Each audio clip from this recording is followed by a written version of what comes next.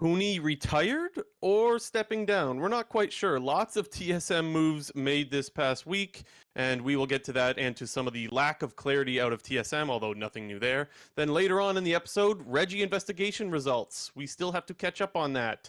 And then, of course, mid-split power rankings, as we like to do in the middle of the split. Excuse me. This is episode 92 of the Clown Fiesta podcast with Blue Jay and JNT 250. JNT, we got lots to get into this episode. Let's just get right into the TSM stuff. Fill us in. Yep. Well, if you were living under a rock, didn't even watch LCS this weekend or anything like that, TSM, they're shaking things up.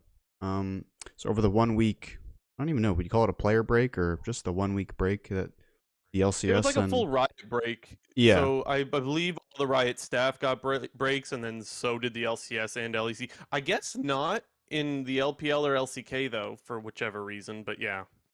Yeah, I mean, from my understanding, even though the two leagues operate separately, like they used to be like the NALCS and the EU LCS, now they're the LCS and the LEC, they still seem to operate on the same schedule, not like by actual schedule, I mean like, games, but in terms of planning and how the splits when they start and end, relation to international events and everything else. So I guess it was a nice break to have, the last week off, but I think when this week came around, everybody was excited for LCS to get back going. Yeah. You want to give a quick rundown of the roster moves for TSM? Yeah, so for the TSM side of things, it was announced on their Twitter and on Reddit and in various other places that had very differing messages that HUNI, Tactical, and Mia were out of the starting roster, with Soul, Instinct, and Chime coming in to step up into the LCS. Also, currently on their academy team at that time, Hyper and Shenyi were dropped, and Solo and Anda were added to their academy team.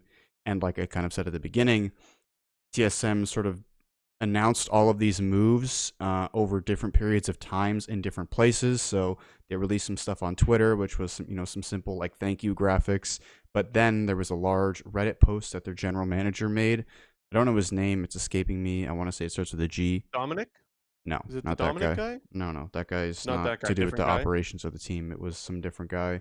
He's in the Yeah. Chowie crew of like he was from Yeah. the East. I He should have was- known it wasn't Dominic. The Dominic guy doesn't know anything about League, pretty much, if Yeah. I remember right now. I don't know why I got that confused. I shouldn't have. But basically, the main thing that everyone's talking about is this Reddit post that was made by their general manager. Like I said, his name begins with a G. I don't remember, but giving very honest opinions about where the TSM roster is at right now, where the individual players are at, and the decision making behind all the moves that they made, specifically when it came to subbing in Soul for HUNI and also dropping Shenyi and making the decision to bring over Chime from Golden Guardians. Yeah. The big news around it is, well, okay, there's lots of big news around it. I guess which player should I start with here? Because HUNI is a long time LCS player, so I guess maybe it's more fitting to start with him. And when the announcement happened first, there was mixed messaging, and that's what most people were upset with to begin with, right?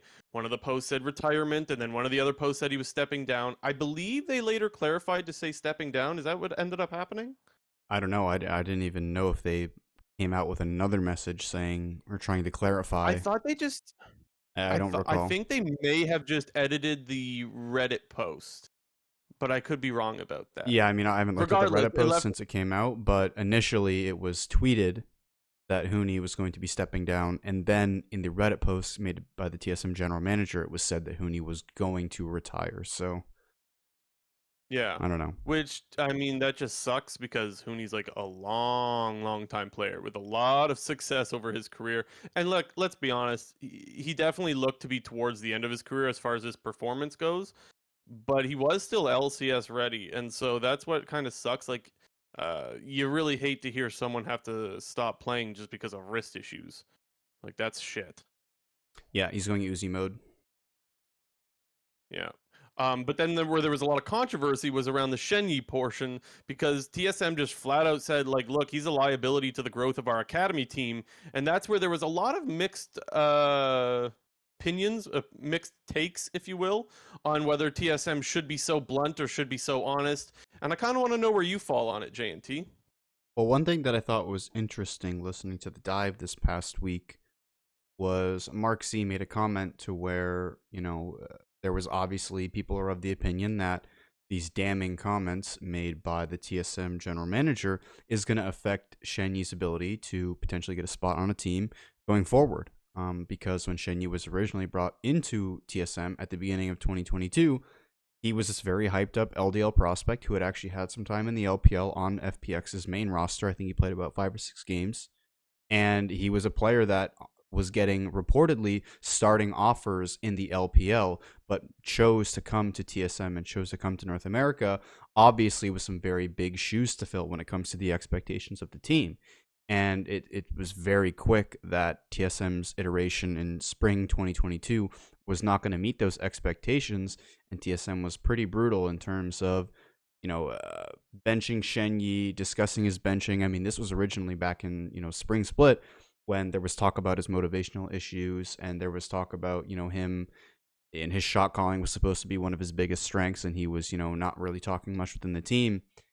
And when it comes to these comments that were made by the TSM general manager, it's both, it's obviously sucks for Shen Yi's position because he probably came to North America and came to TSM with a certain set of expectations and very quickly, kind of had to pivot when he was demoted to the academy team. And, I can be a bit sentimental in terms of him not having that same exact motivation when he gets dropped to academy so quickly. And part of it, has to go back onto TSM and their definition and expectations for this roster when it was clear on paper that they weren't going to be, a championship contender team. And while they themselves admitted that they were quote unquote developmental, even though they don't really seem to be continuing with that route of saying that they are a developmental team, whereas everything else points in the opposite direction.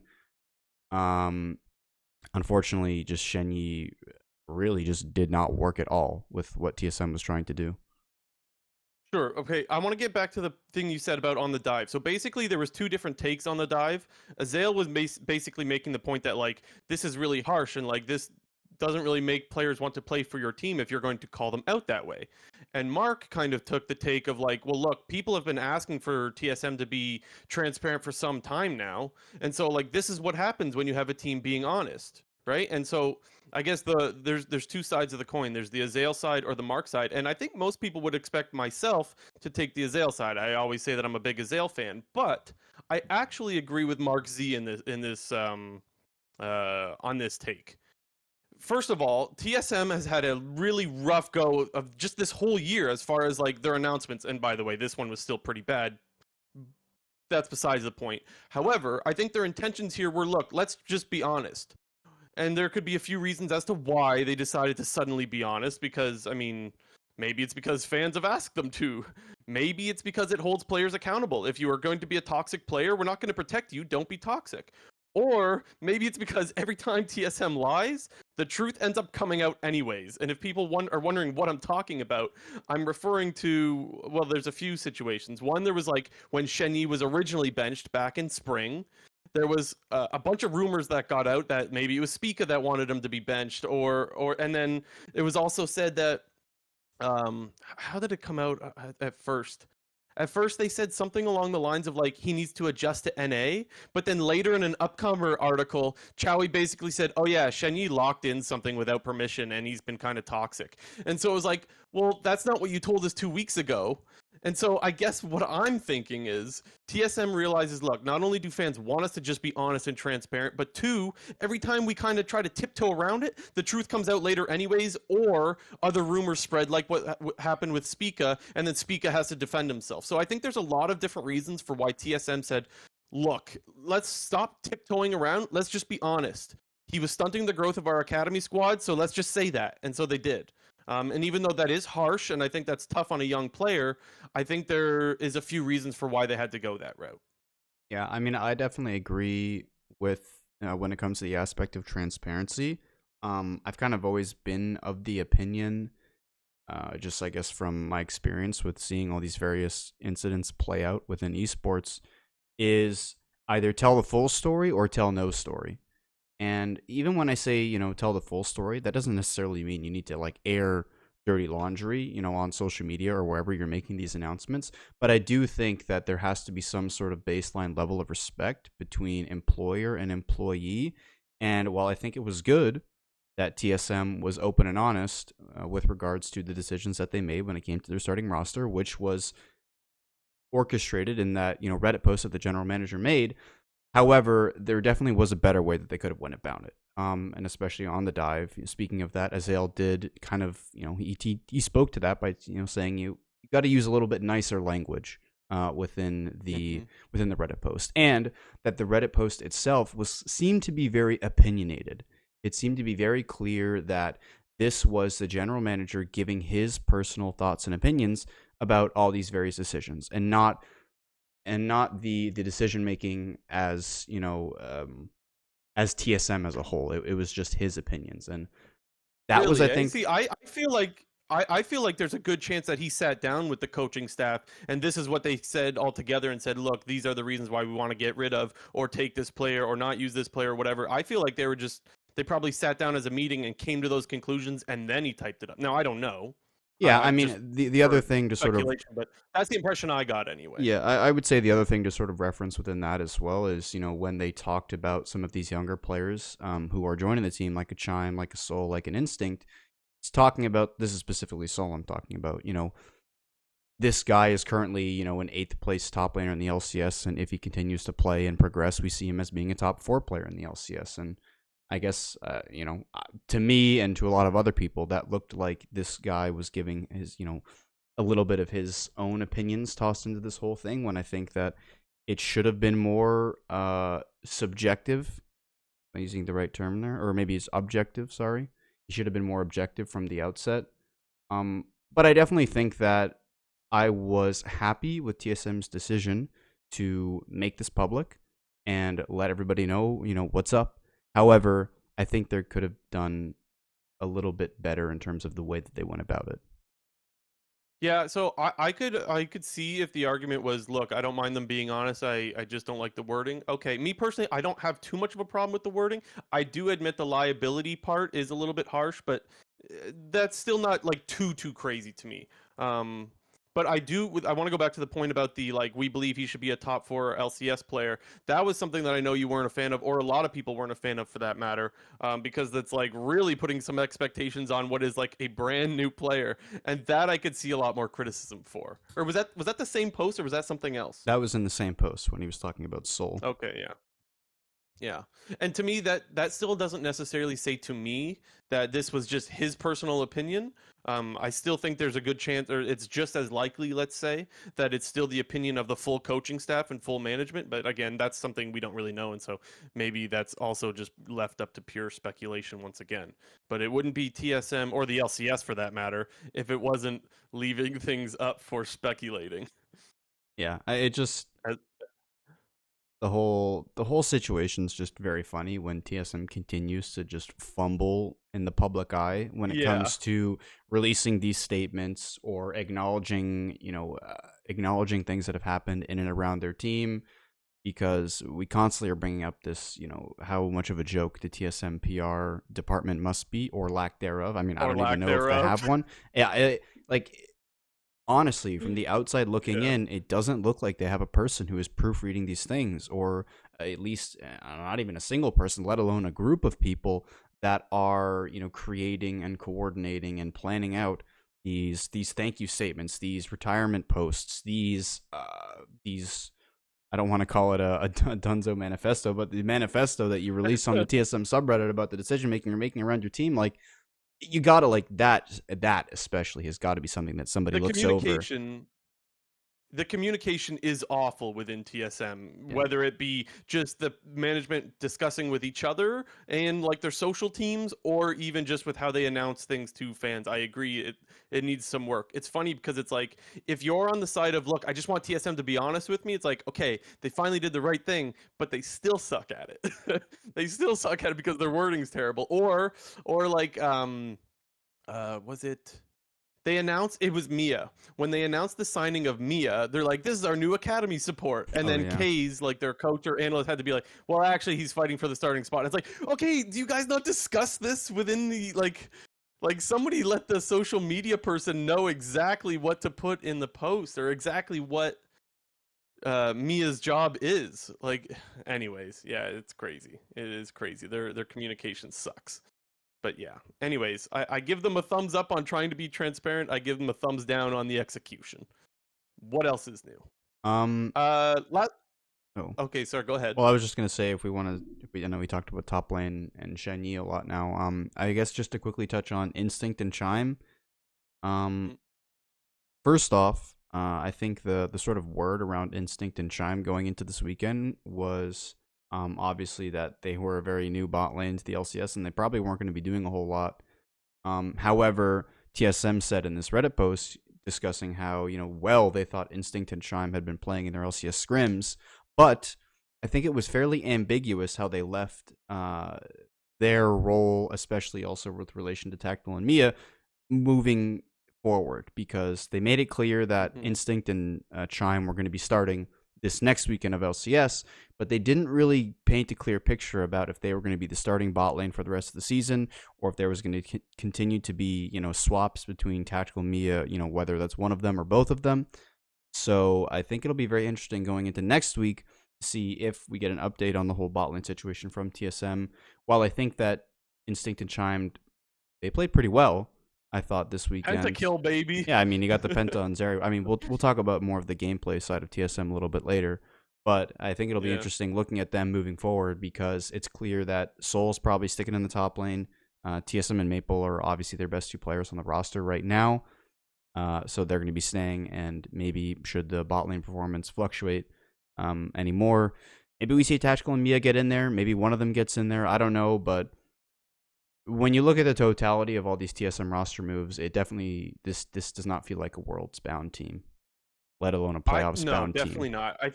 I think everyone's pretty much in agreement that they're saying, look, we're not making it to Worlds with this roster. That's why they're subbing players out or whatever. I'm pretty sure they understand that.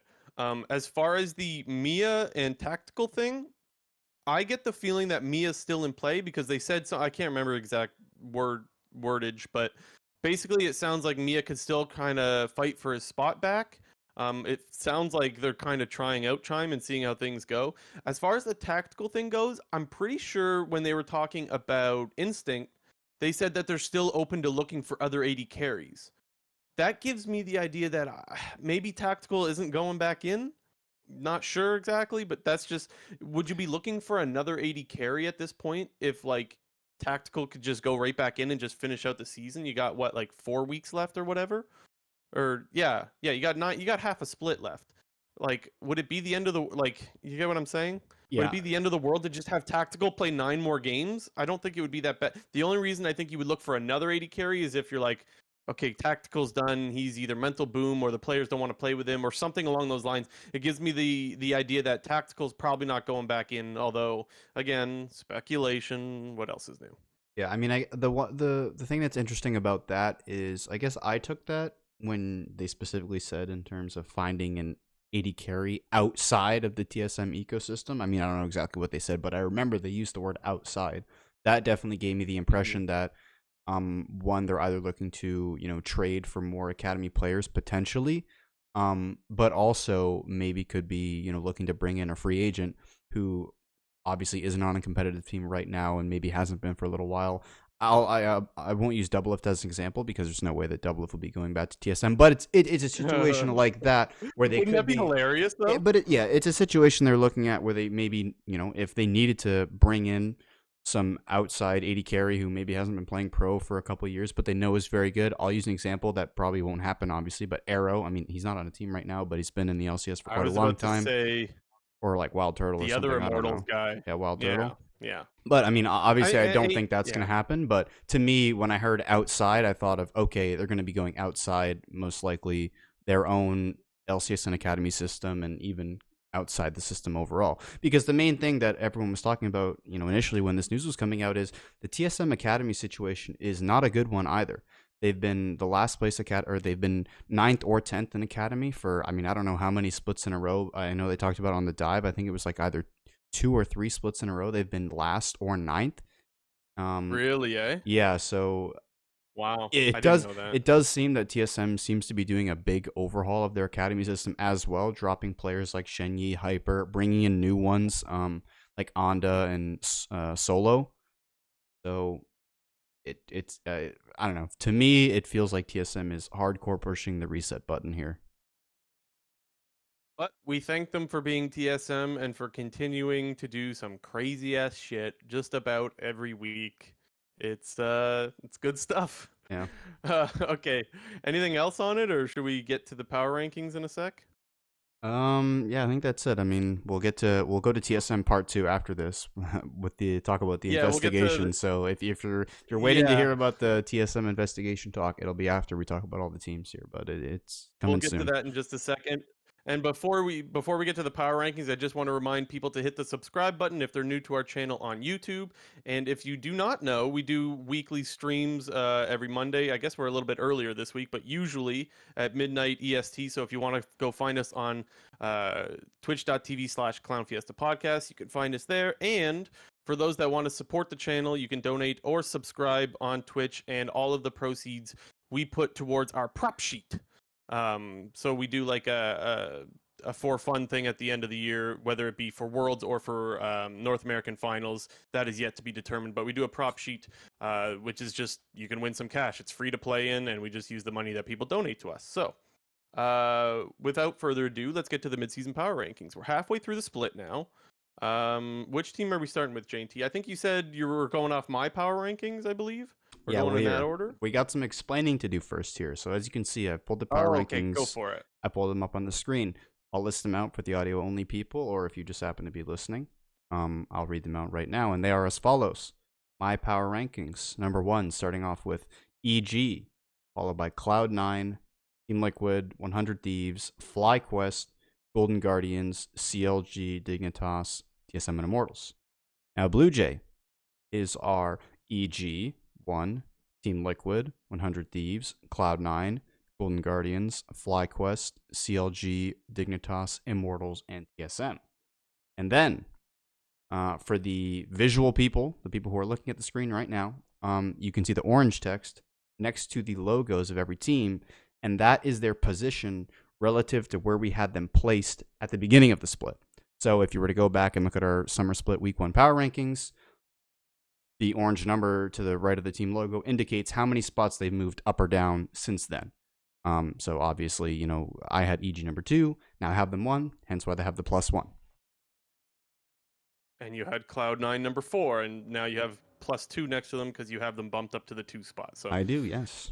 Very surprising. nice But little visual. Thank you, J&T, for adding that for our visual viewers. Okay, let's start with EG. I think pretty much the game this weekend against TL is what stamps them as the number 1 spot. They were already in first place. The only team that they have even said in interviews that they think really challenged them, or that they're like, I don't even want to say afraid of, but we'll say, for lack of a better term, afraid of losing games against is TL, but then they beat TL. And so, I mean, it's kind of difficult to not have them number 1 when they've looked pretty solid almost the whole split. I will also say it's funny that their only loss came to CLG. That's kind of funny as well. They are 8-1 after the first round robin. CLG was the only team that really was able to take a game off of them. It was a game that EG probably should have won, but I remember, it was still a pretty well played game out of CLG. But yeah, I mean, EG, they're not really struggling right now. They're pretty much dumpstering every team that they play. They've had a couple close games when it comes to the mid and late game, which is, to me, where I see EG being leaps and bounds ahead of everybody else. Their mid to late game is very, very good. Their team fighting is the best in the league. And the only games where they didn't seem to have the upper hand there, or at least seem to be getting matched somewhat evenly, was probably against CLG and Cloud9. I can't, recall missing any other games where it was so tightly contested up until, 40 plus minutes into the game, where EG's team fighting, especially in that Cloud9 game, inevitably took them to victory. But this team just seems really, really strong. They don't have any weak laners. They don't have a weak early game. It's funny when we always talk about a team that likes to play the late game and scale and dominate people in team fights. They're usually not so great in the early game. But I wouldn't say EG's great in the early game. They're not bad in the early game. They win their lanes, they scale, and when they've scaled, you've lost.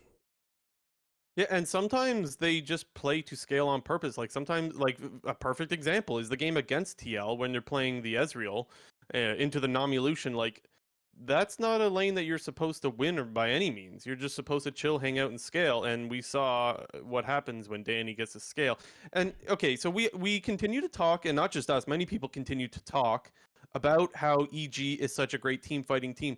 I'm just gonna say it, man. Danny is an absolute freaking monster in these team fights, man. And JoJo's actually great too. Like JoJo is continuing to find the picks or the engage with the Lissandra this weekend. Danny's cleaning up absolutely everything with the Ezreal. Like they are so good.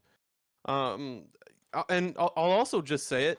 It's time to say that Danny is the best AD carry in North America now. Okay, there was a lot of discussion throughout this whole year about, well, is it Berserker, is it Hansama? I feel like those two players have not played nearly as well as Danny has on a consistent basis. Danny is the best AD carry in North America, which is crazy to say, because well, what this is like his third split in the LCS, the start of his third split. Like that is a really quick rise to the number one, if you ask me. But I think he's deserving of it. Yeah, he's smurfing pretty much every game, even in their game against Dignitas on Saturday, which, in terms of the early game, was actually a pretty competitive game. Dignitas kind of got a quick lead in that game through the top lane with Gamsu on the Shyvana. But Danny's Jinx was, oh my god, just felt like Spring Split Jinx, dumping on people. Yeah, we've seen that happen many times, so that wasn't anything new. And also in that same game against Dignitas, the pressure that JoJo's putting out early against the Sylas, so JoJo's playing the LeBlanc, he is all over Sylas. Like Blue cannot lane without falling significantly far behind. And it was so bad to the point that like you can't even gank for mid because JoJo's just gonna 1v2. That's how hard that's how hard Blue fell behind. It felt like JoJo's continuing to put out pressure, and there's no answer unless you send three people mid, which is, I mean, that's obviously going to bode well for your game. So JoJo's looking good, Danny's looking good. Even this past weekend, the Poppy from Inspired looked amazing as well. Had a lot of clutch Poppy ultimates to start off fights. Usually, when you land that Poppy ultimate to start off a fight, you're going to get the 4v5 for a little bit, and that's pretty much what's happening just recently when it comes to Inspired, and that's giving them a lot of advantages, and of course, helping them win fights. So, yeah, they look good pretty much almost everywhere. I guess you could say, like, in Impact really wasn't expecting to get dumpstered by Gamsu's Shyvana. But yeah, I guess you got to give props to the Shyvana there. The thing is, I was rewatching that game, and when Gamsu engages on Impact, Impact is literally full health. So I guess he's just got to learn that, hey, even when you're full health, Shyvana can still kill your ass, even if it's tank Shyvana. That champion seems a little busted. But still props to Gamsu nonetheless, I suppose. Mm-hmm. Yep, EG's number one. Everyone will probably still talk about, oh, well, in the next round robin, they're going to face TL again and Cloud9 again, and that's kind of where these other teams can play catch up to EG, but it just feels like they're the number one. There's no questions. There's no ifs, ands, or buts. If you have anyone else at number one besides EG, I would say that doesn't really make a lot of sense. I don't know. I'm going to need to hear a lot of convincing points for you to sell me that EG's not number one right now. Yeah. Anyway, next up, I have TL number 2. You have them number 3. J&T, I guess I'll let you start. Go for it. I think I've just realized that I made an error on my orange text here because I should have TL as -2, not -1. But my point was going to be was that we both had this team as the number one team going into the season, going into the summer split, despite EG being the champions and despite EG smacking them 3-0 in their playoff match. However, I think a lot of people, one, didn't expect EG to come out as fast as they've been and look as clean as they've been because of the whole MSI debuff and teams not necessarily coming back in the greatest of forms after going to the international event, which takes up your player break between splits. And on the flip side with Team Liquid, while people recognize that, hey, after the spring split, maybe they weren't the best team, but people were hoping that with the prolonged off season, since they didn't have to go to MSI, and with the TL roster, people thought that this team would kind of get back on track pretty quickly and would be contenders for the title and would look really, really good. I don't think I can definitively say that this team, looks really, really good. I mean, they're obviously a good team. They're not a horrible team by any means. They're 6-3. The only teams that they've lost to are 100 Thieves, EG, and they did have that loss at TSM. But when you look at their record and their match results on paper, it doesn't look too terrible. But it doesn't seem that we're getting that dominance out of Team Liquid that people were really expecting. So I would say we actually did this weekend. I think they just ran into the best team in the league still. Like I thought TL still had a great weekend. I thought there was one player that really held them back from beating EG, and that was Hansama. Let's just be honest about it. He died many times where like you shouldn't be dying, and you could even give some criticism to the bot lane as a whole for like both of them overextending and dying in lane to the Ezreal. Like you need to hard smash that lane and you need to just ward so that you don't get ganked. They got ganked in that lane that they're supposed to win. They didn't end up winning, which really they put a lot of their eggs in the Lucian basket. If you're drafting the Bjergsen champion, Dillian. the Zillion, yeah. Like, and so that's an area where you can't fall behind. We saw the TP flank come behind Hansama. You see Core JJ run towards River, towards Bjergsen like he saw it, the TP flank. But here's the thing, even if you don't see that TP flank, you should always be running towards Bjergsen anyways after you get engaged on. He's the only guy that's going to keep you alive. So then he had to blow his flash and then got ulted by Bjergsen. It was just wasted. Like, that was another play. And then there was the play where he flashes over the Baron wall and just into the middle of the fight and just dies. So there's a few areas to point to in that game where Hansama, well, let's be honest, really cost them that game. But for the most part, I thought TL had a really good weekend. I thought Santorin and Bjergsen both looked great this weekend. Bjergsen's Orianna was fantastic. That guy has not forgotten how to play Orianna. His ults were perfect. Santorin was ganking like we used to see him gank, those early ganks where he would affect lanes very, very early. That was like the Santorin that we've been waiting to see for quite some time now. So I guess I don't really have any other issues with the other players on this lineup, but I do think Hansama needs to find his 2021 self because I don't think we've seen it yet. Last year, I do think he was the best AD carry in the West, and we haven't seen it yet this year, I don't think. Yeah, I do think that Bjergsen and Santorin are unfortunately kind of masking a lot of the problems that we're seeing on Team Liquid right now because, like I said before, it's not like they are losing to horrible teams and their games themselves are looking horrible by any means. But I do think that dominance of Santorin and Bjergsen really is, it seems to be right now their only path to victory. And I wouldn't say that's necessarily a bad thing, but when we talked about this TL team, especially when they came together in early 2022, it was the fact that they can win through every single lane. And people have always talked about that as kind of like the dream for the best team in North America, because normally the formula would be, okay, we have a stable top laner, and we have a strong mid jungle duo, and we have a very stable, sometimes the best bot lane in the league when it came to like the double lift teams and everything. But with this TL roster, it felt like, okay, top can win, jungle can win, mid can win, bot can win, and there's no questions about it.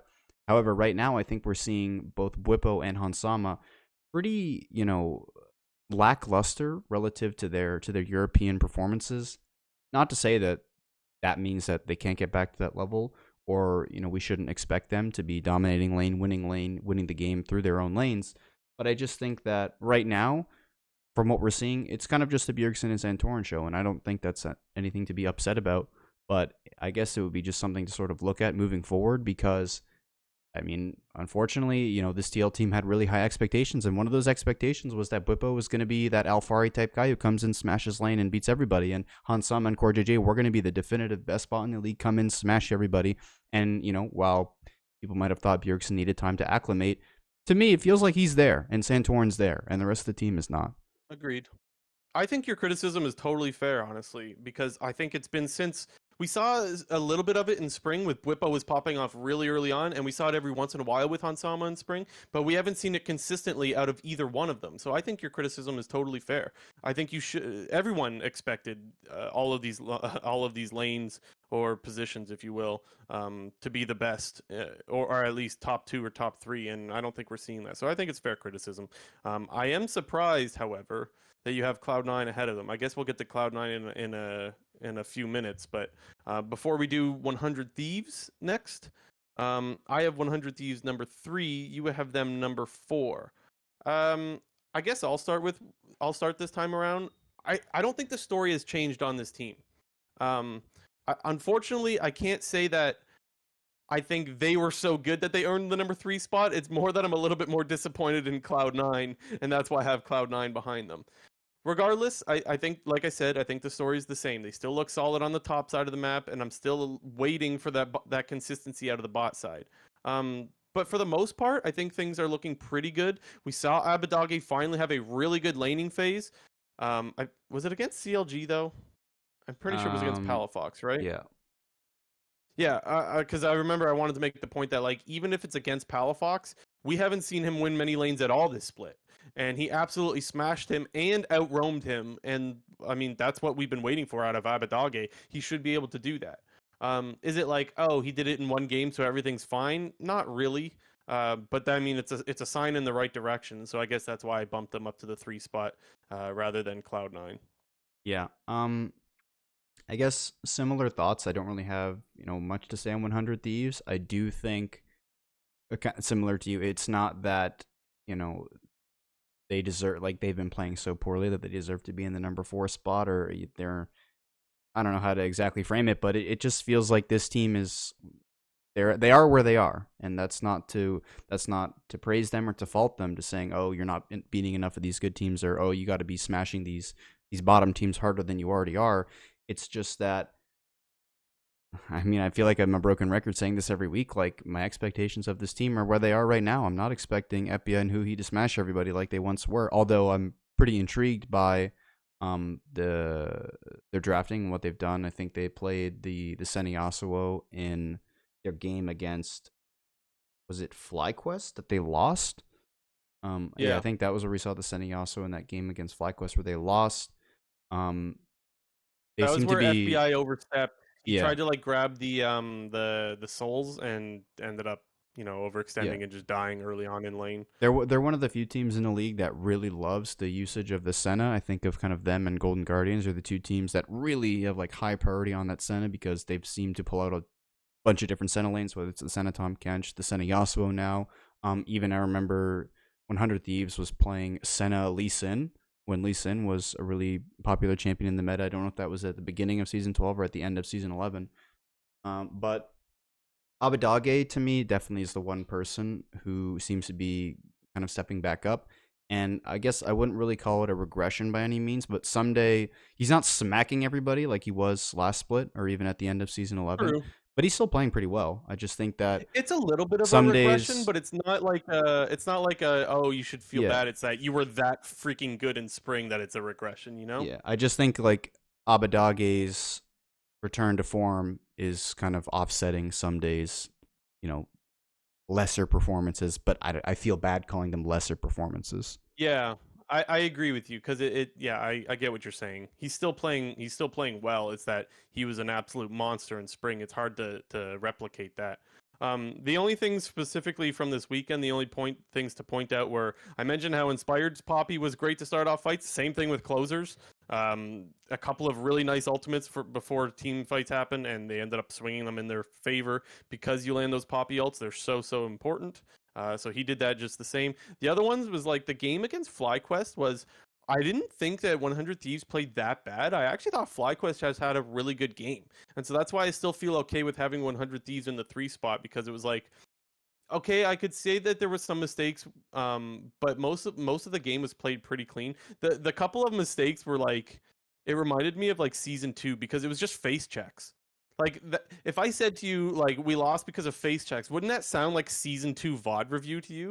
If it was like, guys, we need to stop face checking brushes. And that's kind of what happened twice in this game, and they ended up losing because of those. But to me, that's also like, that's an easy fix. I think, like, yeah, we can use our blue trinket forehead. So that's not stuff that I'm too worried about. I think their mistakes against FlyQuest are easily fixable, so I can comfortably keep them number 3. Yeah, I think though what you're talking about right there was a little bit of a byproduct of them picking the Sunny Yasuo and kind of falling flat on their face, because I mean, people talk about it in pro play a lot. I mean, this is a little bit of a tangent, but I'll try not to get too far deep into it. When you are playing with an engaged support versus playing with an enchanter, and I'll oversimplify it a little bit for right now. Basically, when you're playing competitive with no front line, you need to be very, very decisive when it comes to your decision making relative to walking up to objectives, you know, like standing around objectives, getting ready to force fights, and you could kind of see when FlyQuest wanted to fight, they just pressed the go button. They Lissandra E'd in, they Sejuani Q ulted in, they gave Viego the speed up. Like they just kind of ran at them and just won because 100 Thieves didn't necessarily have the greatest, objective posturing and, setting up. And kind of like you mentioned, anytime 100 Thieves just walked up, whether you want to call it a face check or not, to me, I just saw it as whenever they walked up, like it was just like, oh no, you can't walk up. We're gonna engage on you now. And Kukui just roasted yeah, them with the Lissandra yeah, every time. he Just had a 100 to really 0. disgusting play in the mid lane where he like did E and then flash W R'd into like 4 people and pretty much won them that team fight. Even though that was at the same time Closer was diving the back line and getting like a 3-man Wukong ult, and they still got it off, but at that point you kind of were too far behind and Takui stuffed your whole engage. So I don't know. It just that to me felt like a game where if 100 Thieves might have had like the Senatom Kench or might have had any semblance of a front line to walk up and posture on objectives, the game would have been a lot closer, because to me it just felt like FlyQuest was just very decisive in terms of when they wanted to fight, how they wanted to fight, and 100 Thieves was kind of like, oh, well, we have this massive wombo combo, but how the fuck do we execute it or even walk up to the objective to do it? Yeah. Okay, I don't have anything more on 100 Thieves. Are we good to go Cloud9 now? Yep. I'm really interested to see how you have them number 2. No offense, JT, but I think you're smoking the good stuff here. I mean, honestly, me as well. Unless you anticipate more of this is more of a prediction, but usually when we do these power rankings, we do them as of now, not where we think they'll be. But I look, I know TL lost to EG this weekend, but I still think TL is miles ahead of C9 at the moment. So what is your defense for having C9 number 2? Yeah, I mean, I guess it's a bit weird because I think I kind of see like Cloud9 and TL and even 100 Thieves at a certain point, they're all in the same limbo right now when it comes to, well, what is our teams actually supposed to look like? How are our players performing? And what do our games look like? Because when you look at Cloud9, ever since the start of their 0-3, summer split, they've been playing pretty decent, at least record-wise. They're 4-2 in their last 6 games. Yes, they had that really atrocious loss to Immortals on Sunday. And I guess my question would be is, not to say that if they beat Immortals, they're all of a sudden the number 2 team, but I don't want people to just I don't want people's perceptions of this team to just get completely thrown out the window because they lost to the last place team. And obviously losing to the last place team is a big problem. But if we're going to fault Cloud9 for that, do we also fault TL for losing to a team like TSM? Because TSM is one of the last place teams and they got smacked by them. So I don't think it's as simple as who you beat or who you lost to, right? Like, even if Cloud9 beats Immortals this weekend, there's still a lot of things that I could point to where I'm like, don't do that. Like, that's something you can't do. The first one that comes to mind is they blast cone over. You remember, and they get chunked down to like 25%. It was Blabber's vent. Like, you are not contesting Dragon anymore after that happens. It's time to leave. They decide to contest Dragon, which, by the way, against a Corki with package. So, like, even if you didn't contest, you could still get poked out or engaged on with package from a mile away. Like, you need to fucking leave. Not only did they not leave, they were like, hey, we still fighting this guy, stuck around, and then ended up paying the price for it. What else happened? Then they stay bot lane. They're like sieging bot lane, and 2 of their players leave. I think it was Jensen and Blabber, I want to say, left, and the other 3 Cloud9 members are just hanging around bot lane, standing right in front of all 5 Immortals players. That is such a free, like, engage and fight here, because you could see that C9 is farming on the other side of the map. So, like, those are 2 big mistakes where I'm like, bro, an LCS team can't be doing this. And I'm sure there were others, but those were the 2 standout ones to me. And I can't see that happen and have confidence that this is like a worlds bound team. Now, I know I'm going to sound like a broken record, and I've said that I expect them to be there by the end of the split, but they're not there now, and so I can't put them in that top 3 spot, because if they continue to play the way they are right now, I don't think they're going to worlds. Yeah, I guess what I would say is I do kind of have C9, TL, and 100 Thieves a bit grouped in the same category, and I think all 3 of those teams have their fair share of problems. But to me, Cloud9 feels like the one team that has very, I wouldn't say obvious answers to their problems, but have the clearest path to fixing those problems. And it it might sound a bit silly or simple, but Sven has only been playing the role for probably the last couple months, and it does seem very apparent in the laning phase. Some of the struggles that he's having, his early game on Amumu in that TSM game, it wasn't pretty. I mean, go back and watch that. That Amumu support at the beginning was pretty dog shit, but they kind of figured it out at the end, and yeah, Cloud9 obviously rolled TSM in that game, specifically through the top lane. Fudge versus Soul, it just wasn't even close when it came to the laning. But Fudge had some nice barrels that game. He did. He had a good GP weekend for sure. That champion's also really strong. What's going on? I think it's supposed to get nerfed soon. Yeah. The other thing too is, and I think Fudge tweeted this, or maybe it was an interview. I think it was a tweet, but he said something along the lines of like, "I should have had better engages on the Gragas, and that's why we lost," or something like that. I'm paraphrasing. And I do agree he could have had better engages on the Gragas. Like the one, he had a really nice flank, and he just messed it up. Yeah. But to me, that's not why they lost. To me, that's not why they lost. That's just the reason why they didn't win, which I know is saying the same thing in a weird, like, they lost to me because of the plays that I mentioned before, where you're contesting Dragon when two of you are at 25%, or when you're staying bot lane with three people. That's the reasons why you lost. He just had opportunities to get them that win back and missed on them. But I don't think the game should rely on those specific moments for them to win, especially if you're against Immortals. If you're against Team Liquid, then that's the play that you require to have to win the game. But I rest my case. I think right now they're the fourth best team, and yeah, they got time, but not a lot, right? They got what, a month and a bit, month and a half, maybe.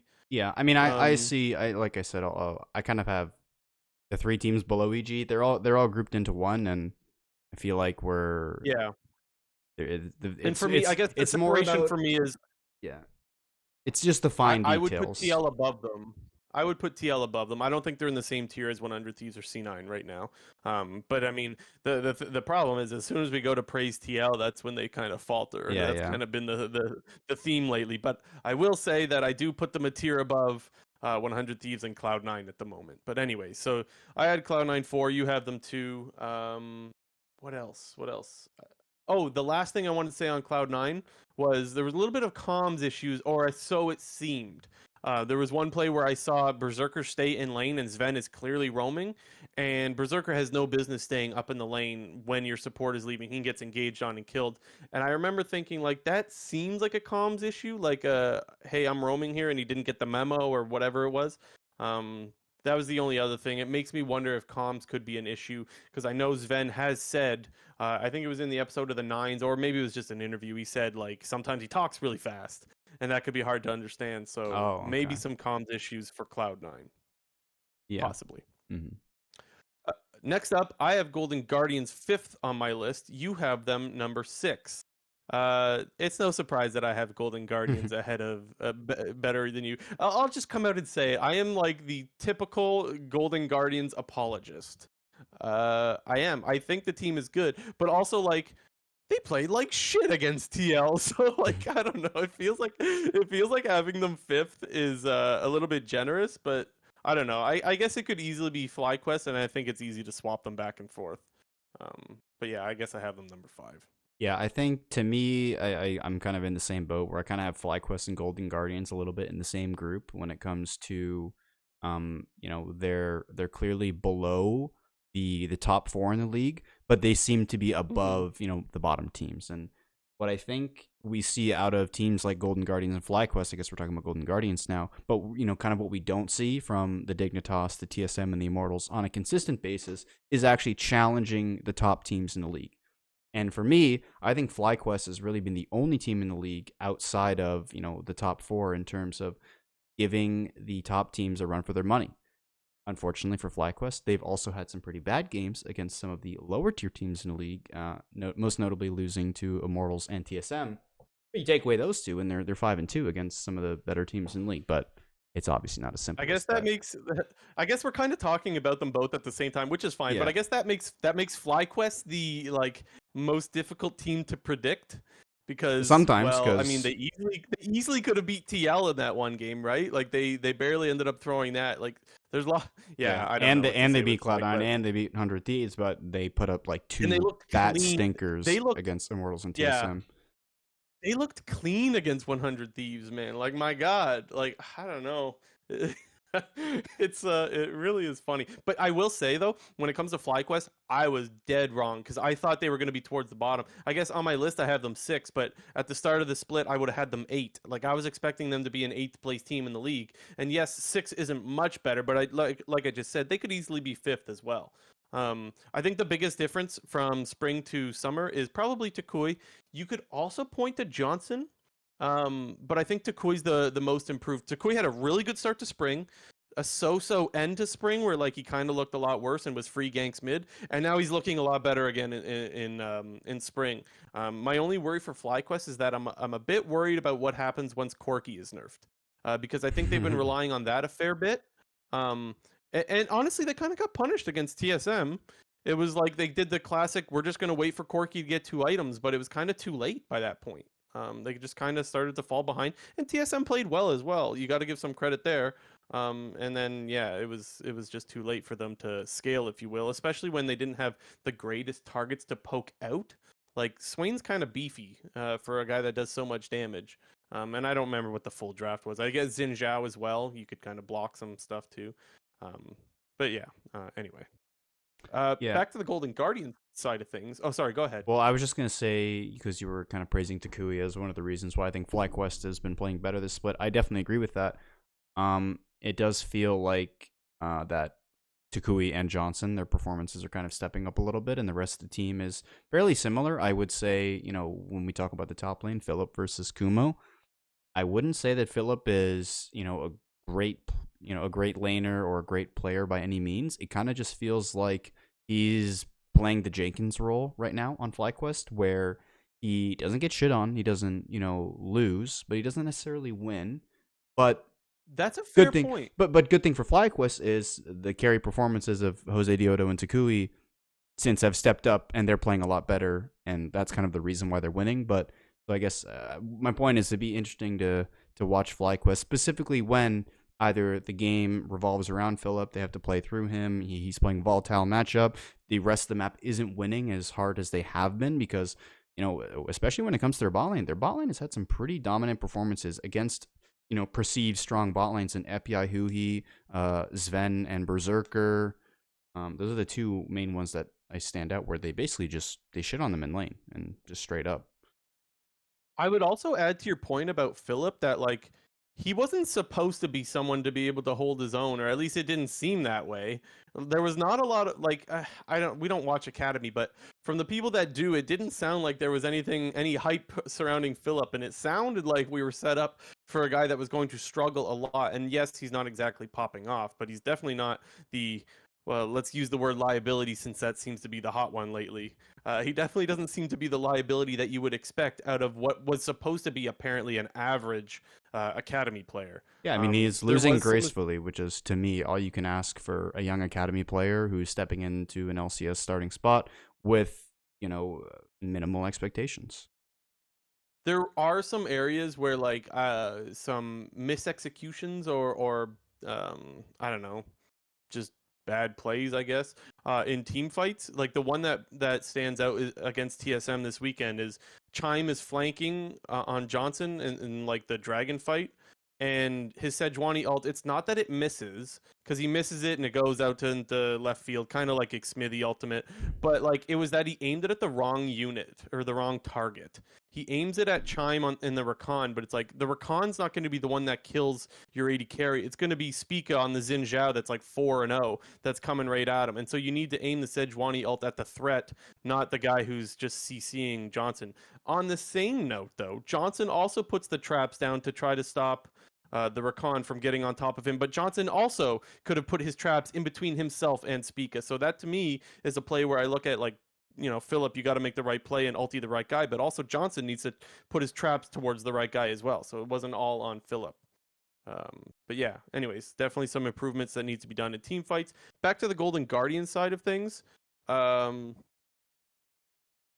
thought Licorice looked pretty awful on the Aurelia. Oh no, not your boy. Dude.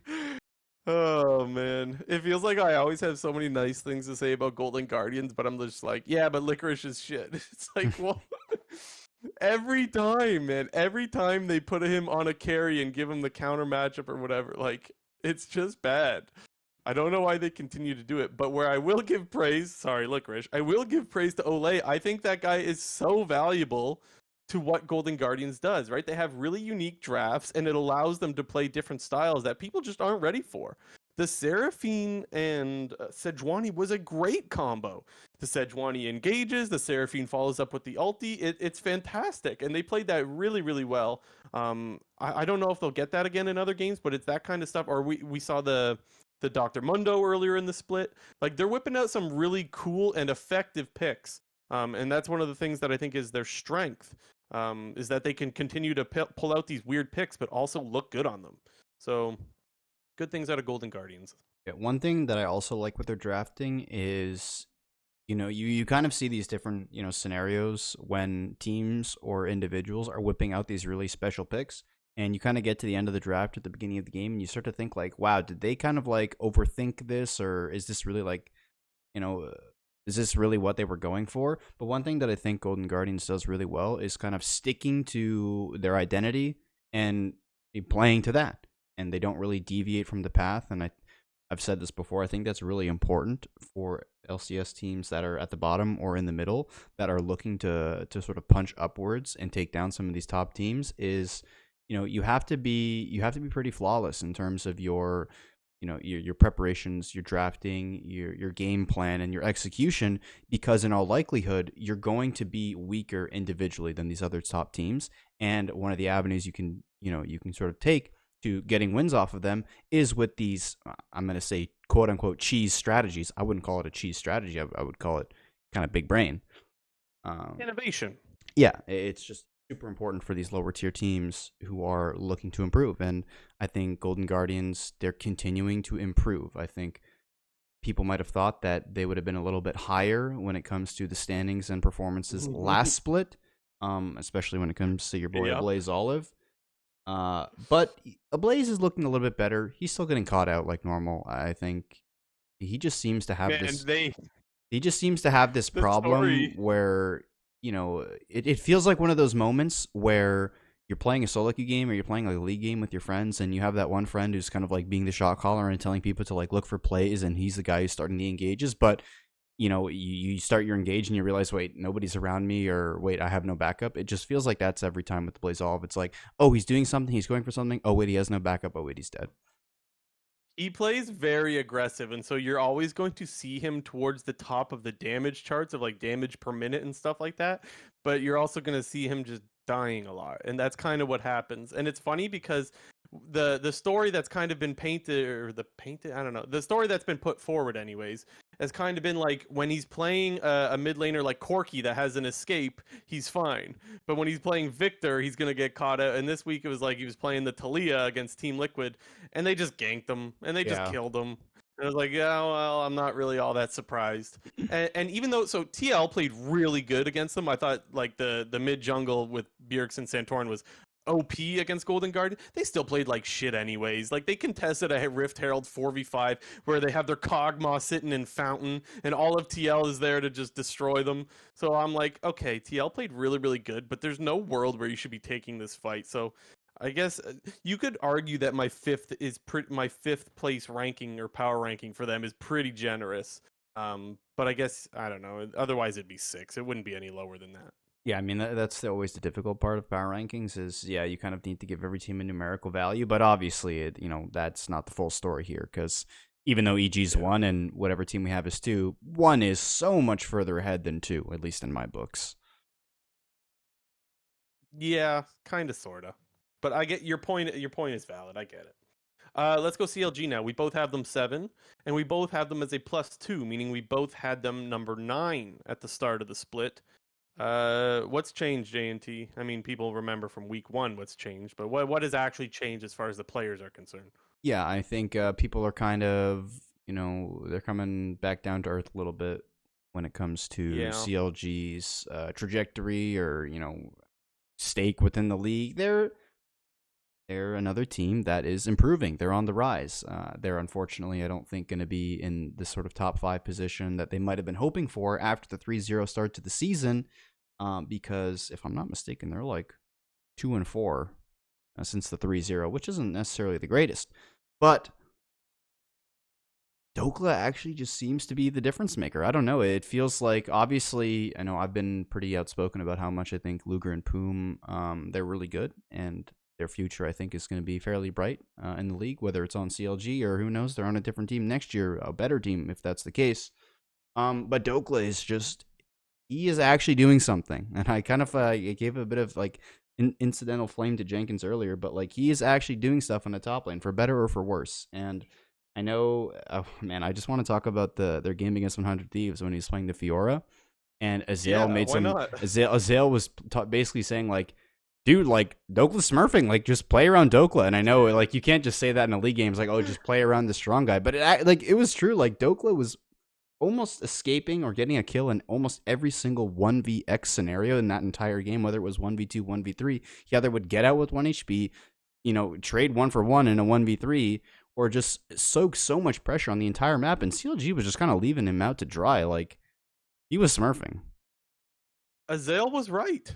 That's exactly what happened. He was. And it just makes me wonder, like, why are you drafting the Fiora? It was in Dinar, right? It was a counter matchup. Yeah. It's like, why are you drafting that if you're not going to play around that? Contracts, Poppy got up there, like, Closer got up there like 3 times before Contracts ever got up there. And it was like, it took the third gank for Dokla to finally die. And the third gank, by the way, was a roam from mid. It wasn't even, like, I rewatched it, and the missing ping comes out way too late. Like, Silas / Abadage is already in the top lane, like, River Brush by the time that the ping goes off, and it's like, that's too late of a ping, man. Like, what are these comms? And so he ends up dying. And I was like, like, you do feel bad because he actually is smurfing in this game. Even like he steals the Rift Herald and picks up a kill before going down. Like, he's doing everything he can.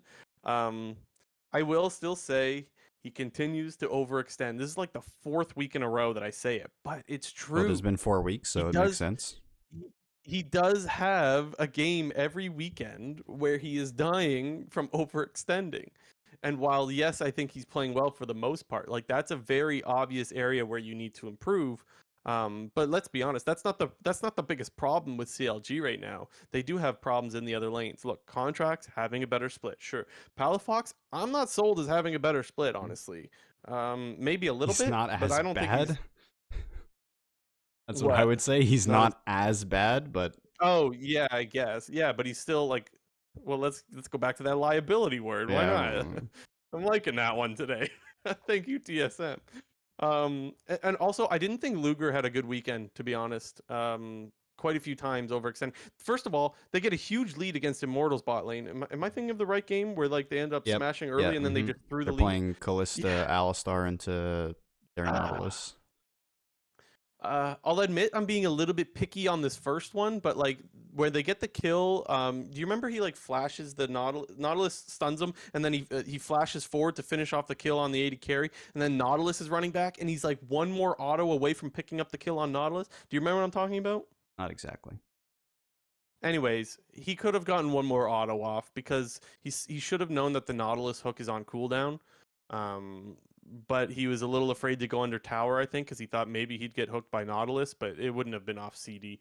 And so that's a little picky where he could have picked up another kill. But after that, they're just overextending and just not respecting being ganked. You do have to give some credit to Power of Evil for actually getting out of his lane for once and roaming. So a little bit of credit there. But even against 100 Thieves, he just walks up right to a wall right next to a Poppy and gets pinned in the middle of a fight. And I'm like, So quite a few missteps this weekend from Luger. I don't want to hold it too much against him because for the most part, he's been pretty good this year. But this weekend, I thought wasn't the greatest weekend out of Luger. And I can't just point the finger at only Palafox, where there's other reasons why this team is starting to lose some games. Yeah. But I mean, overall, I think they are 5-4 right now, which is a position that I don't think a lot of people were expecting them to be in the first place. Relative to their expectations. So if I'm a CLG fan, I would be very pleased about the fact that they're 5-4 and even sitting 7th in our power rankings at this very moment. It's still improved. It's just like some copium to say improved and then be on 7th in the power rankings. Now, to be fair, a lot of people will still have them power ranked higher. There's some people that are still drinking the Kool-Aid, and they would probably have them power ranked 4th, 5th. I don't know. If you listen to Hotline League, people think they're going to fucking Worlds. Um, they're not, but maybe they're not as maybe they're better than J and T and I are giving them credit for. I don't know. Let me just say though, this is the third year in a row, third summer split in a row where they have a good start and they get all, oh my god, we're good. They get all excited. I still remember Tafo Kintz, or if I'm Oh saying his yeah, name that right, guy. tweeting out like, why doesn't anyone give us any credit? And then that's because they started off 3-1 and then they Oh, just and shit the bed after that. this was when Weldon was gonna say that they were gonna beat C9 as well. That season, That that was the this same. was yeah, that was our That was season first 10 summer. split. That was our first split of CFP. And then Oh, last year they Weldon, did the no same mega thing, ball. right? With Bronze Zodia. Remember they had like a 3-0 weekend? I think there was a super week where they had a 3-0 weekend, or they Yeah, won 3 in a row, something like that. With Bronze Zodia, and then they shit the bed again. And here we go. I'm just saying this is the third year in a row where everyone's all hyped up. And I don't see it panning out. hear that CLG is Um make or break right now. This next week. yeah, it doesn't mean we're rooting against them. It just means I've seen this story before. That's all. That's all it is. Anything else on CLG, or do we go dig? Yeah, we have Dignitas up next. We both have them eighth, and unfortunately, you look at our little scores on the right hand side. I have them 3 spots lower. You have them 2 spots lower. I feel Mhm. like the community opinion is that Gamsu is just completely, he's outdated. He isn't deserving of this spot. He should be out of LCS, and that's one of the reasons why Dig is playing so bad. I don't really see it that way. Gamsu obviously had a very poor start to the split. I will not beat around the bush. He looked pretty horrible in Yeah. about his first 4 or 5 games. But I think over the last kind of 2.5 weeks now, Gamsu actually seems to be kind of coming into his own a little bit. He had a really good game against Impact this past weekend. I can't recall. I remember he won lane pretty hard I guess it's not last week, but 2 weeks ago now, the previous weekend of LCS. I unfortunately don't remember who it was, but I remember he had a good performance.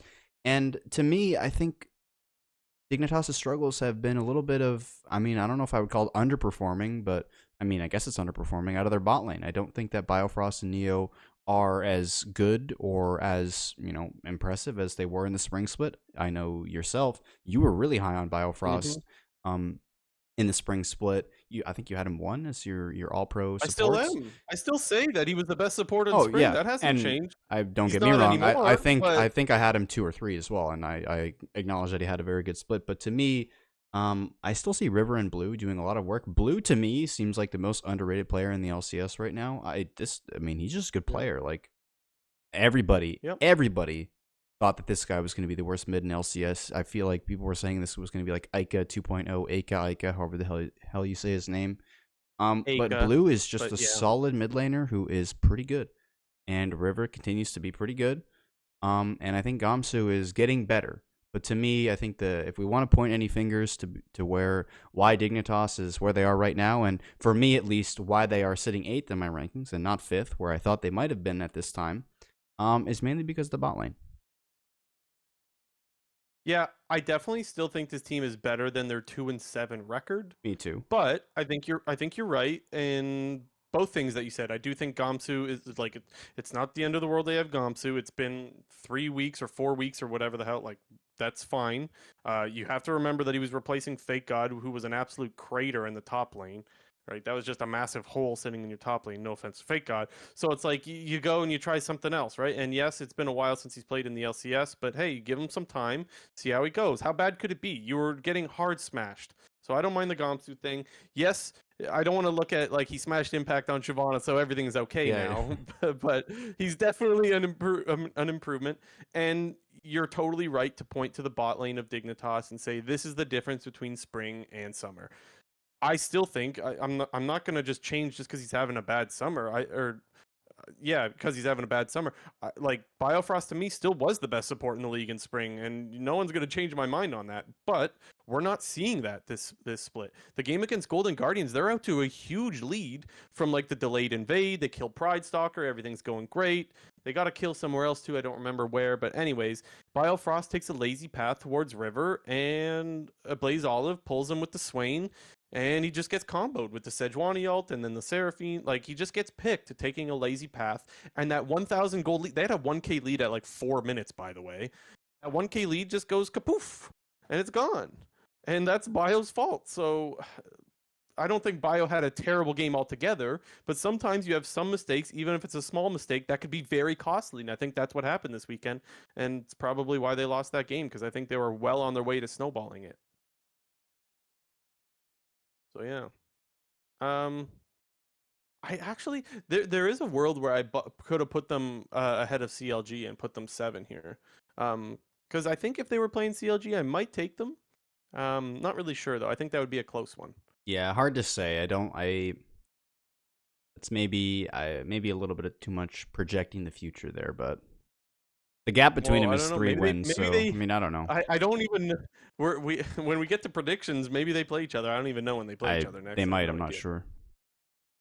Anyway, yeah, I think they're 8th, I guess. Oh, last thing I want to shout out. Mark called it out on broadcast. The Giga Brain play of where like he's like where River's ganking Licorice, and then he just sits on the ward rather than clearing the ward. He just walks over it just to hide the vision, and then makes Licorice commit to one direction, either towards the tri-brush or back in lane, and he kind of just guesses wrong and dies. That was a really nice gank by River on the Xin Zhao there. So huge props. And the thing is, some people will be like, "Oh, that's one play." No, like we've seen like 3 or 4 times this year where River just makes these like 5-head plays of just like vision stuff. Like he's very, very smart when it comes to making vision plays. And I don't know, this was just another one. So props to him for that. River's a beast. We all know that. Okay, Immortals now. I have them actually not 10th, and you have them 10th still. Yeah, I mean, like looking back on it, like I could have maybe put them not 10th because they had a decent weekend. So I mean, They did. And there's actually a world where they go 2-0. Now, people should have will gone be like, 2-0. what the hell happened? What the hell happened in 2 weeks span? Because, I mean, how cold were we on this team 2 weeks ago? Yeah. The areas that you have to point to, well, I guess the main one has to be mid because PoE got out of his lane and actually made a lot of nice picks. Now, there was the one mistake where he tries for the flash charm in the jungle, and it's just an absolute disaster and dies right after. Mm-hmm. That whole play, though, I don't point to PoE as being like the culprit there. Yeah, that was Kem's His fault. team has Baron. His team has Baron, and they're overextending while he's going to split off in the side lane and just push in the Baron wave bot lane. Like you can't overextend that. Is that's when they took the fight mid, right? And they took like a 4v5 fight mid, and he was coming up. Yeah, I remember. He had no TP. He had to run all the way from bot through river to make it there, and the fight's like kind of lost by the time he gets there. And then I think he makes a tilt play after, going like, "Man, we had this lead, and now we're about to throw it. Let me try to do this flash charm play to save the play." And then he dies and gives a shutdown. Yeah, I mean, the way that I saw that game, I think the one guy that we've kind of not really touched on at all, pretty much the entire split. And that's because he's in a bit of a tough situation. But Kenvi, to me, unfortunately, I think Kenvi was the reason that they lost that game against CLG. His Poppy was pretty lackluster almost the entire game, and especially in the mid and late game, specifically at that team fight that we were just discussing, but also the one around Baron later in the game. It was kind of just his fault because kind of like his inability to recognize what his champion does and where he's supposed to position. In the team fight mid, the one that we were talking about earlier, while Kenvi kind of dives the backline he tries to 1v2 the CLG bot lane with Poppy when Kalista was low HP. Yeah, it was kind of bloodthirsty. You see a low HP target, you go for it. But he's a Kalista with shield bow up. You're never going to kill him. So he unfortunately spends like 10 seconds of the team fight running and chasing Kalista when he's never going to kill him, and the team fight gets lost on the other side. And also that final team. What? Sorry, go ahead. Finish your thought. No, what's the argument? I want to know now. You got me interested. I was going to say the argument could be that he zones 2 guys off from the rest of the fight, right? Because it was the support and AD that chased him over towards Raptors. We're talking about the same fight, right? Yeah, I mean maybe, but I don't. When the enemy team is playing Gragas Yasuo, you cannot be doing that. Okay, that's fair. And then, similar, the other fight that I was going to bring up was the Baron fight, where the game that kind of to me was the turning point of the game, where Immortals lost control of the game, was around Baron, where once again Immortals tries to force a fight. Kenvi ends up flashing. He tries to flash wall slam the Yasuo in the Baron pit, misses slamming him into the wall. Although I don't think it mattered because that was at the same time Poom was hex flashing over the wall to hit a 4-man pulverize, which ends up turning the entire fight because Palafox just blinks from the Baron pit into the fight. And once again, it's hard to. I'm kind of flaming Kenvi here, but you need to know that your job in that fight as Poppy is to be standing on top of your team in the W. So I don't know. I It's do kind of remember that fight. nitpicky, but you got to know what your champion does, and I'm not really going to fault him too much because Poppy is kind of a new pick that a lot of teams now seem to be picking up. Although I think it had its popularity even at Worlds and towards the end of season 11, or then even at MSI and whatnot. But yeah, I think if you're playing it in pro play, you should know how to pilot the yeah, champion. you should. So I don't think so. I think the criticism is fair, but I would say the bigger culprit in that fight, the River one, you're talking about the one in River at Baron, right? Yeah. The bigger culprit in that fight to me is Lost walking up to that wall to be even in range of a pulve. Like CLG is split up.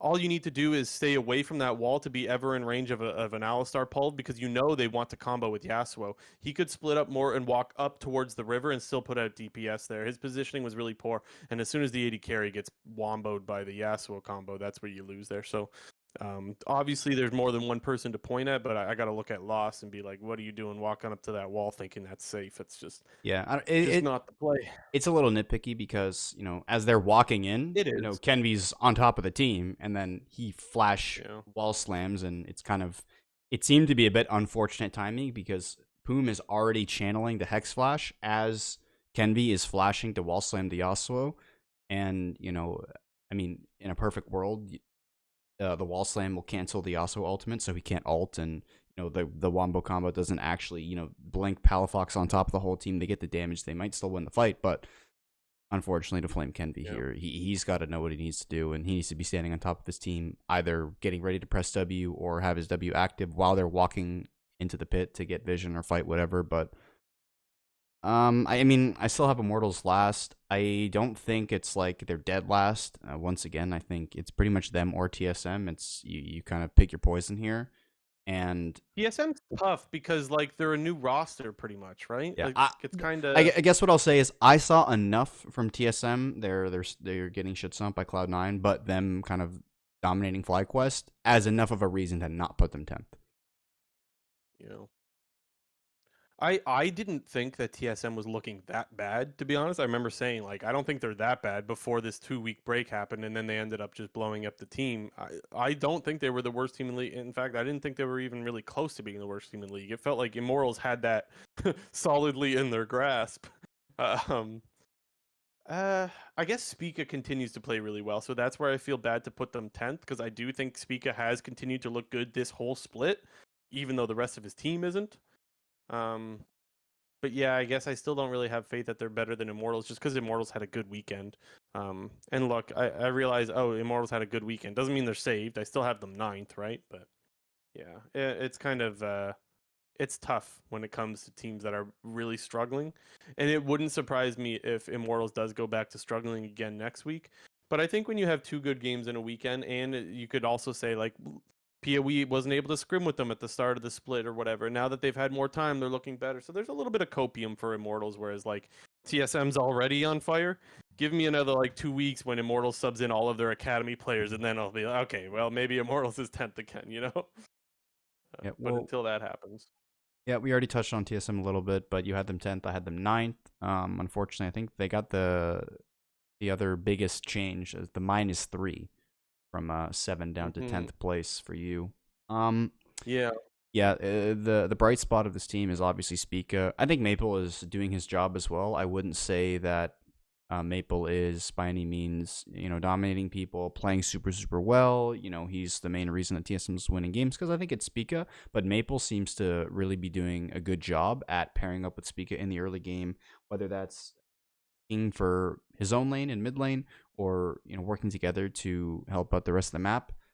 But specifically when it came to the weekend, you could see that Soul he's a very new player, and he got absolutely obliterated by Fudge, and then had a pretty even matchup against Philip. Kind of something that I expected to see out of 2 rookie top laners, just to chill and not really fight each other and not take a lot of risks. And I think that's only going to come with time, where we see Soul kind of playing these more volatile matchups, playing a little bit more aggressive in the early game, maybe dying because he might be playing a little bit more aggressive, but it feels like we're now at the point of TSM season where there are absolutely zero expectations. And I think that's a good thing for them because it's going to allow them to try new stuff. Maybe try new playstyles, pick new champions, figure out what they want to do. Just basically, they're going to be able to play the game without, the expectations or the fear of failing. Because what worse can you do than what you've already done? So, I think for anything, this clean slate that TSM's been given is only going to help them rather than hurt them. However, they don't really have the greatest of tools to maybe perform a miracle, and I guess good for them that there are 8 teams making playoffs this time around because there's a chance they can make playoffs. I wouldn't Yeah, put it out of the realm of again. possibilities because, unfortunately, due to Dignitas's poor start of the season in terms of the standings, they're probably going to be fighting for that last spot with TSM and Immortals. I think the biggest disaster is if Dignitas and or TSM or Immortals get hot. Like if two of these teams just somehow start picking up some wins and CLG is the one to miss, that would be the absolute nightmare. That'd be That funny. would be so sad. It would be funny and sad because, yeah.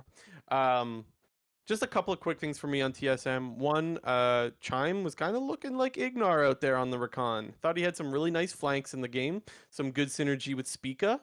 So some nice recon flanks. So that was pretty good for Chime, looking good.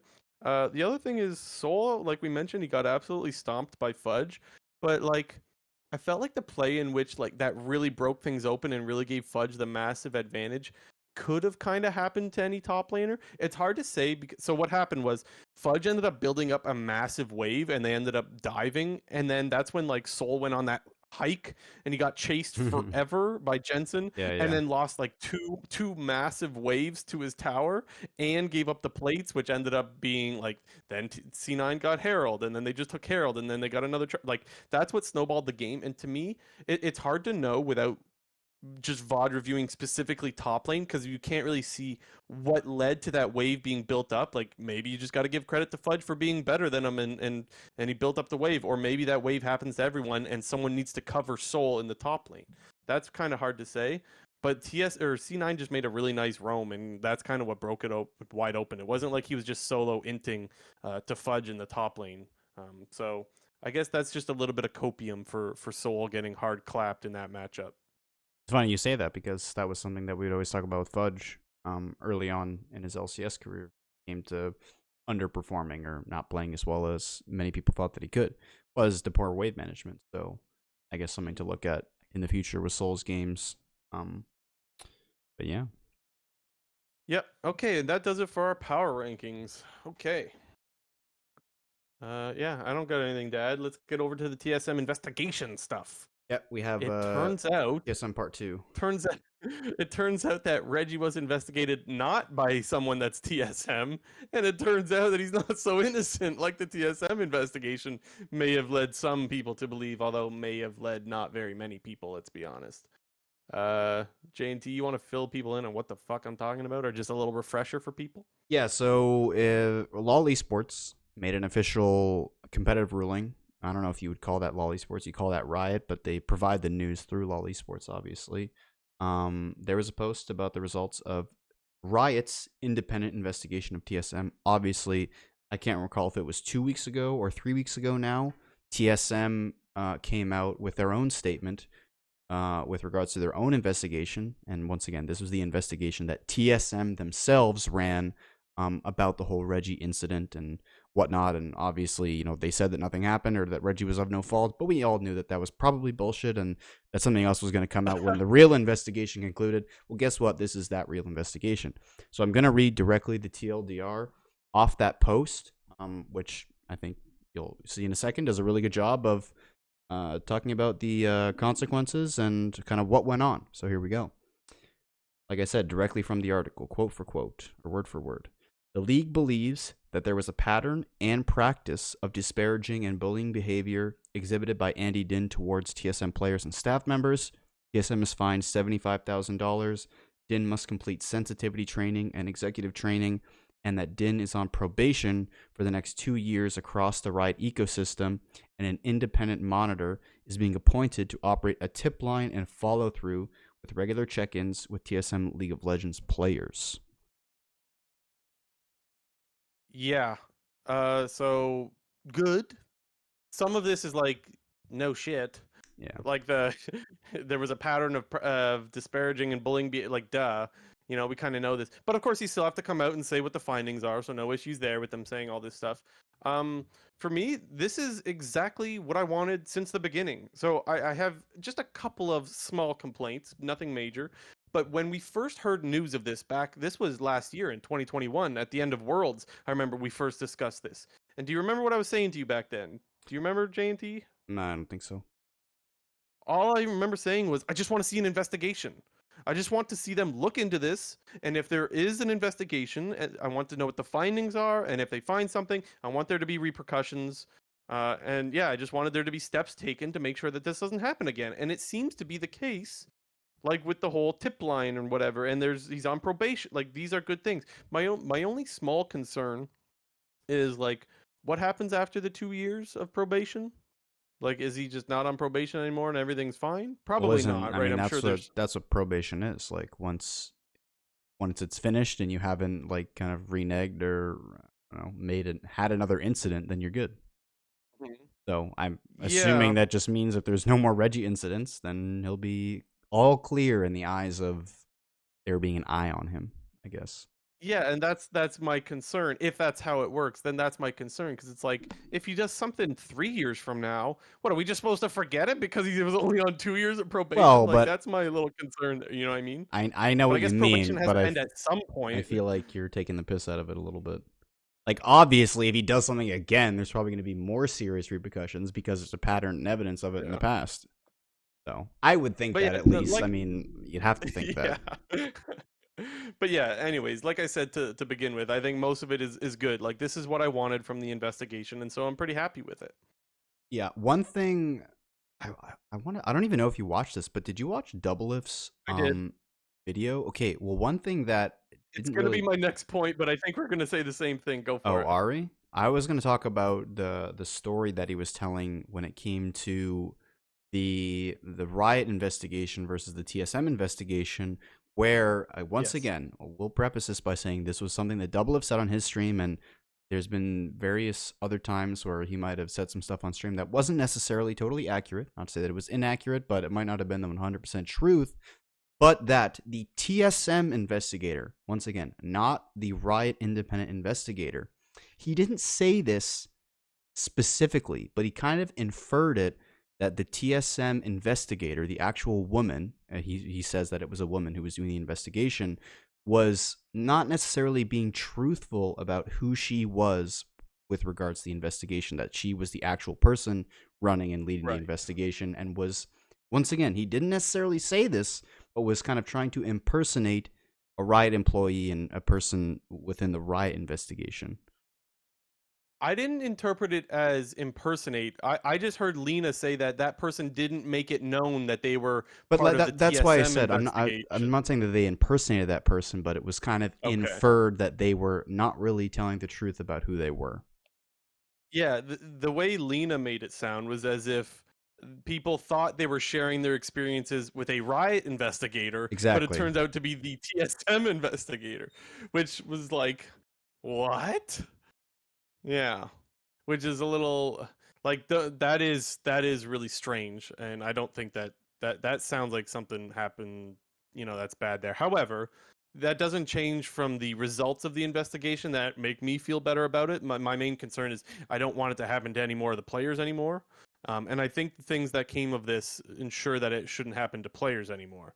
But that doesn't mean that what the TSM investigator did or didn't do is okay. Like, as far as the right thing to do is, you should make it known who you are and who you represent and blah blah blah blah blah.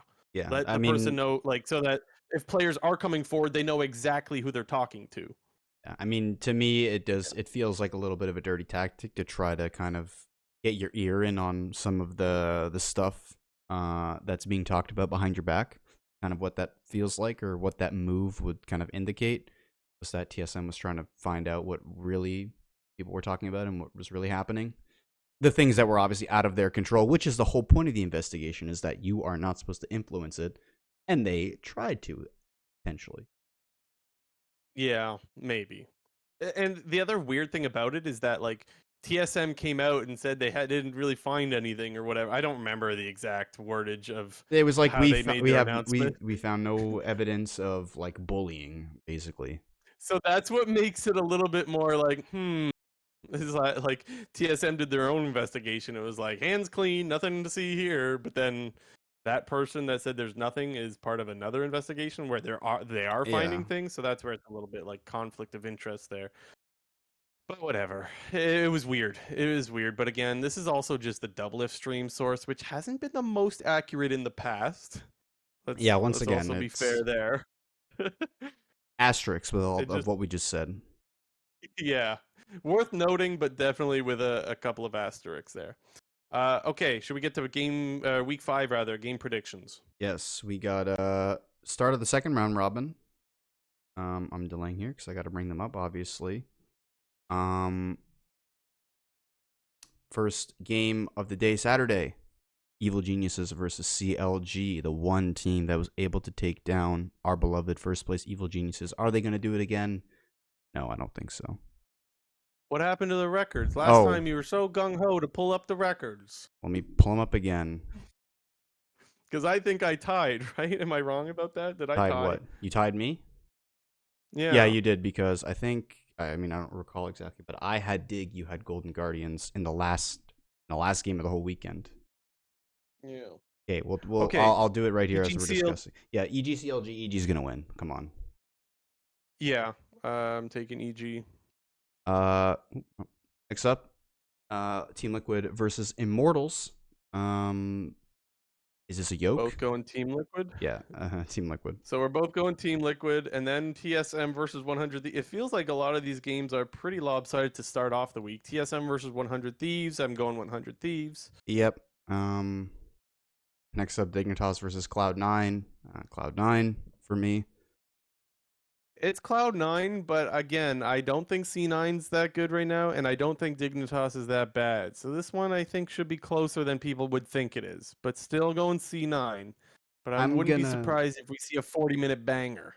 I'm gonna unfortunately bring up something that I kind of recently have brought up. I don't know if I did this at the beginning of this summer split or sometime in the spring split.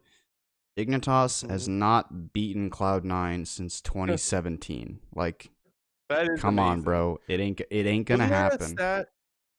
There was something like that for Licorice, but then the Golden Guardians finally beat Cloud9, right? Just recently? Licorice was like 0-10 versus Cloud9 since being traded or since leaving Cloud9. Oh yeah, you know what? You're right about that. It's funny. I think we said that not the time that Cloud9 or that Golden Guardians beat Cloud9, but it would have been the previous time that Golden Guardians would have lost to Cloud9. We would have brought that up. But yeah, and then Licorice finally got his first dub. He did, yeah.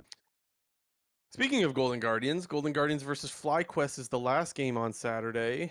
This is where we're going to differ. I feel like you're going to take FlyQuest, and I'm going to go Golden Guardians. Am I right? I feel like I'm obligated to take FlyQuest because I had them as 5 and I had Golden Guardians as 6, and you had the reverse, so... This will be a good game. I'm excited for this one. I feel like you're forcing my hand here, but I have to do it. I love both of these teams, so I mean, it's going to be sad, but it's bittersweet game. But I guess I'll cheer for Golden Guardians because then I could take the lead. First game on Sunday, TL versus CLG. TL. Yeah, TL's got a bit of a free weekend, it seems. Golden Guardians versus Cloud9. I'm going to do it, J&T. No, you're not. You're lying. I'm going to do it. Yes, I am. Oh, really? I'm going to go Golden Guardians over Cloud9. Okay. I thought you were memeing. No, I got to go with an upset. I don't go with enough upsets. It's time to... Last year I went with a lot of upsets. I need to go with a few more this year. So Golden Guardians over Cloud9. As a Golden Guardians apologist, right? It makes sense. If I'm going to be the Golden Guardians apologist, I got to give them the 2-0 week. Yeah, next up, Evil Geniuses versus 100 Thieves. Based off the other matches that we've seen so far, this has got to be our probably featured match of the week. Two of the top teams in the league. EG versus 100 Thieves. EG's going to win. TSM and Immortals, 9th versus 10th. Jamie, does the math check out here like it does with our FlyQuest versus Golden Guardians dilemma? It does. and Okay. I will take Immortals. Banger. I Throwback said last to. week I don't. Yeah, I was I gonna. said like, yeah. I said I don't think I'm ever gonna take him, but I didn't anticipate. You even said something like it would take like one of the teams subbing in their academy squad, and I was like, but if a team's gonna do that, it's gonna be Immortals. Not yet, apparently. Yeah, I'm gonna go Immortals over TSM. That's funny. And then Power last of up. Evil will get out of that lane again for the second time in ever, and he will make a play somewhere else, and he will beat his old squad. Remember, he's still got a grudge there. Well, I don't know if he's got a grudge, but let's just pretend he's got a grudge. Yeah, I mean, if I'm actually like objectively trying to think about this and not just saying, "Oh yeah, I put TSM 9 Immortals 10, so I'm picking TSM." Like when I feel like I do this a lot when talking about individual matchups, but if you just look at the lane by lane kind of look, it's Revenge versus Soul. I don't think any like there's no clear favorite there. The bot lane, like it's the worst bot lane in the league versus the newest, subbed in bot lane in the league. So who the hell knows there? And then I have Spica versus Maple against Kenvi versus Power of Evil, and I'm obviously gonna take Spica and Maple over Envy and PoE. Fair So enough. So you got TSM, I got Immortals, and then the last game on Sunday, FlyQuest versus Dignitas. I am going FlyQuest. yeah, I'll go FlyQuest as well. Uh, I guess I'm hopeful, and I guess I'll root for Dignitas because I think we're both of the opinion that while Dignitas isn't necessarily in the greatest spot, they don't feel like a 2-7 team. And They unfortunately don't for know. them, they're going to be playing Cloud9 this weekend. And FlyQuest, too, we both think is pretty decent, at least a lot better than Dignitas right now. Yeah. But not right now. Next week is next week, and maybe they'll win. Okay. And now we got quick news to close out the show. Yeah, we had some pretty banger quick news over the course of this 1 week break, and I guess I wouldn't say one of the reasons there was a 1 week break, but one of the reasons why people maybe didn't feel the 1 week break is because Mr. Beast did a League of Legends event in Las Vegas with Ninja, which featured very, I guess, pretty famous people on Twitch. I guess notable people to talk about were that were playing were Mr. Beast, Tyler One, Ninja, Doublelift, Voyboy. Voyboy made his return. Who else was there? Boy, let's go. Mizkif, Ludwig. Emiru, Ludwig was there. There's one other person. What's his name? Sapnap? Is it Sapnap or Snapnap or? Something like that. I don't know. He plays I didn't watch Minecraft. it, but I do. I know the guy you're talking about, though. He's one of them Minecrafters. But I didn't take this off Anyways, the Riot screen. blocked Bjergsen from playing in it, and people lost their minds, and for good reason. Because why wouldn't you have Bjergsen play in this? There's no LCS happening anyways. This is your opportunity to grow it for a larger audience. Everyone's heard these takes a million times, but just giving a little refresher. Yeah, you should have let Bjergsen play in this thing, and I don't know why he wasn't. And then there was a lot of criticism from Doublelift, from Mr. Beast. But when Doublelift gave his criticism, he went a little more hard in the paint, didn't he? Yeah, he was, I think, on stream talking about his kind of thoughts after the event. I want to say this was on like the Sunday or the Monday. He basically just did a stream where he was kind of VOD reviewing the games, poking some fun at, the other players in the tournament and, the enemy team and whatnot. But basically, when he kind of caught wind of this whole Riot blocking Bjergsen from coming to the event, he did go pretty hard into the LCS, talking about how, in his words, not mine, the LCS is dying and they need to use and utilize, their star players in unconventional. I wouldn't even say unconventional because it was a league tournament. Like it's what he does, but on other platforms to kind of help promote the LCS because it's quite clear, and I think everybody knows it, that the viewership is not once what it was back in the OG days of CLG versus TSM, getting 300-400K viewers. But yeah, I don't know if. I'm definitely of the opinion that Riot probably should have let Bjergsen play because it sounds Yeah. like Bjergsen would have gone if allowed. I think that was the gist that I got from everybody talking about it. I don't think anybody, even Bjergsen himself, had come out and said like, "Oh yeah, I was never going to this anyway, so it didn't matter." Because it sounded like that he wanted to go and was going to be there if Riot had not blocked it. And I guess it just seems like a missed opportunity.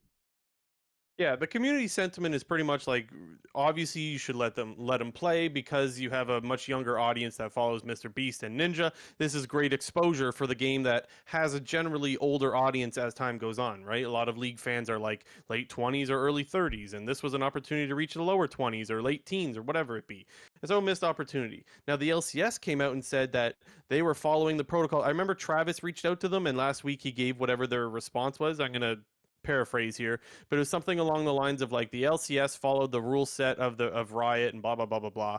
And what Travis and Mark made the point of in last week's episode of Hotline League was pretty much saying like, yeah, you could tell the LCS didn't want to do this, but they have to follow the rule book or the playbook or whatever it is. And the LCS obviously knows that this is a missed opportunity, but they couldn't bend the rules, I guess. And so a lot of people then started pointing the finger at Riot, being like, stupid, dumb Riot, as people love to do with fair reason, right? But then Double Lift ended up saying like, well, the LCS is dying. He got in shit for that, and then we don't fully understand this part. Then he was like, sort of banned from co-streaming, although there was no co-streams. Do we know whatever came of that, JNT? Yeah, I mean, it was weird because Doublelift, he did come out the next day on, I don't remember if it was on Twitter or he turned on a stream for this, but basically said that, you know, he was banned from co-streaming from the LCS. And once again, this was back on, you know, last Monday, last Tuesday, right after that tournament had just concluded, before the LCS was about to start back up again. And then Saturday and Sunday came around, and then there was nobody co-streaming. You know, everybody, you know, Because it wasn't a super week. yeah. So I it was mean, like, Doublelift, okay. Doublelift was the biggest draw in terms of co-streamers, but you know, you didn't see Sneak Your Medios co-streaming. You didn't see LS, but I mean, he's been missing for other reasons. You didn't see, who are the other people that co-stream? Dom was doing his what do you normally call it? It's not co-stream, but Yeah, it well, was he like does live viewing, but I don't that's think the one. he's been Yeah. allowed. I don't think he's been. I don't think he's I'm allowed to pretty sure he did co-stream. live viewing. No, but I don't think he's allowed to co-stream. Oh, Anyways, really? I think Why? he got banned from the LPP a while ago. I think that's still the case. I'm not sure though. Maybe Oh, maybe I thought maybe he he was allowed to recently. co-stream. I don't know. Either way, the point I guess was that he wasn't co-streaming. So even if he could have, he wasn't. So yeah, there's something going on here. I know it wasn't a super week, Okay, but it was explicitly so here's stated, I recall, when co-streaming was announced and they had changed it, was that they were going to be co-streaming on weeks 1, 4, and 8. Like that was something that they came out and said. So for them to not be doing yeah. that just seems a little weird. Don't know what changed. But anyways, the problem that came from all of this was Doublelift. He was getting his second strike or whatever, and instead of just being like, "Yeah, I shouldn't have said the league was dying," he came out and said, "Oh, the LCS is doing well," and got sarcastic and had the thing where he put the 2 next to the LCS viewer to make Oh it look yeah, like it was 200K or whatever. that shit was And funny. like, to me, this is the dumbest thing because it is funny. First of all, it is funny, but it's just not worth. Like, this is where I think a lot of people are going to disagree with me, but I don't give a shit because Doublelift will come out and say like, "Oh, it's in my interest if the league succeeds. I want to see it succeed." I do believe that it is in his interest to see the league succeed. However, how many times have we seen Doublelift talk about the LCS dying, but he does it with a big fucking smirk on his face like he loves it? It's like, if you truly want people to believe that you want the league to succeed, stop saying it with a big smile on your face, man. Like, you're having a hard time selling people that you don't want to. The way it plays, let's say you don't know Doublelift and you're a new viewer, the way it looks like is there's this guy who's got some insecurity issues that loves seeing the LCS die because he's not in it. Like, he loves the idea of the LCS needs me. And I'm so tired. I am so tired of the LCS needs me or I need the LCS. Like, can't we just live in a world where the LCS does very good with Doublelift, but also Doublelift needs the LCS? Can it not work both ways? I've heard Thorin and Monty go on about this before, that like the LCS needs Doublelift and the LCS is nothing without Doublelift. And it's like, sure, but doesn't it work both ways? Like, Doublelift has never really done anything on the international stage. He's always gotten shit stomped there, along with Bjergsen and Jensen and all these guys, for the most part, have been hard clapped on the international stage. So isn't it also fair to say that the LCS has done great things for these players? Like, I just feel like it's always got to be like one needs the other, but it's like, why can't we just have both parties want the other to do really well? And it Yeah, doesn't feel like I get that when I'm watching Doublelift say with a big smile, like, the LCS is dying, guys, haha. Like, what the fuck? It's a little bit I'm sorry. it's a little bit ironic that, the whole topic of the LCS is dying, and I guess the better way to maybe shape that comment or that argument is that the LCS is declining, or if you're of the opinion that the LCS eventually will make it back, you could say that the LCS might be underperforming right now in terms of the viewership. But my whole point is, it's just ironic that Doublelift makes a point about the LCS declining in viewership, and Riot's first thing, first response is to go out and then ban their number one Yeah, co-streamer, a person who brings in a lot of viewership on a weekly basis to the LCS. They ban him from doing that. So it let me be clear. I'm not defending the LCS here no, by any means. I don't think they were right with what they did. Just for what I'm clarification. saying here, I just think it's just a bit of a pissing match, which is just kind of funny Yes, it because is. like It's exactly what it is. I'm kind of in your boat here. Like, why can't it just work both ways? Like, they need each other. Like, it's beneficial for both parties to be promoting each other. And the fact It's that hard. Riot's first response to kind of condemn Doublelift for these comments was to was to do the same thing that they were doing to this other thing, where okay, we're gonna give a reason people to not watch this. Similar to, okay, now we're gonna give a reason for people to not watch LCS because Doublelift's not co-streaming, and then instead go watch a stream when he's not gonna be watching the LCS. It's tough because if you like League of Legends and you're in North America, generally you should want to see Doublelift and the LCS get along and work together. And I don't think you see that. It's like the LCS, why are you banning Doublelift? He's one of your biggest draws for the LCS. Just because he said your league is dying? Grow up, but also Doublelift. Why are you, after that happens, why do you have to get all sarcastic just to farm some Keck W's, man? I mean, it was Like, it funny. just is so dumb. Like I said, it is funny. It's just not worth. It's just not worth. You're asking the LCS to further try to punish you, or you're just flexing that you know they can't. But it's like it's so immature to me. Ugh. It Yeah, just sucks. I guess what I would also say, not to, I mean, to fault the LCS a little bit, I don't think that Doublelift is necessarily the right person who you want to get in a battle, like a pissing match with, or an ego battle, or anything like that, when it's clear that Doublelift, and he's a pretty stubborn guy in terms of his thoughts and opinions on people, teams, players, whatever it is. Doublelift is not the type of Yeah. person to hold back his opinions, and normally kind of sticks to one path and doesn't really deviate from that. And if you've seen that with his relationship with him and TSM over the past couple of years, I wouldn't be trying to make an enemy out of Doublelift if I was Riot or the LCS, because I don't think we are though. he'll continue to bring it up on stream, and he'll continue to talk about it on stream and belittle whoever it is, Yeah. because that's who he is, and that's also why people love him for it. And if I was the LCS, I wouldn't really want to make an enemy out of him at all. Yeah, and I'm gonna bring up what Vampire says in the live chat. He's saying hard spot for the LCS. Having a partner that is shitting on your product is a bad look. That's true. And that's why it's like they feel like they have to act. Now I still don't think they should. I don't think they should ban Doublelift still. But I get where the argument comes from, that like you can't just let one of your partners shit on your product.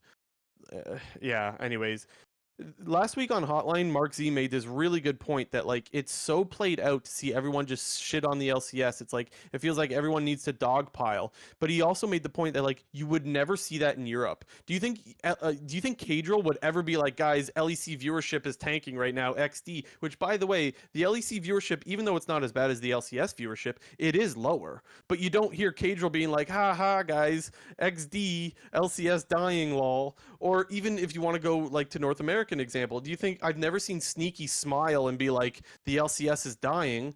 It's like, come on, Doublelift, come on, man.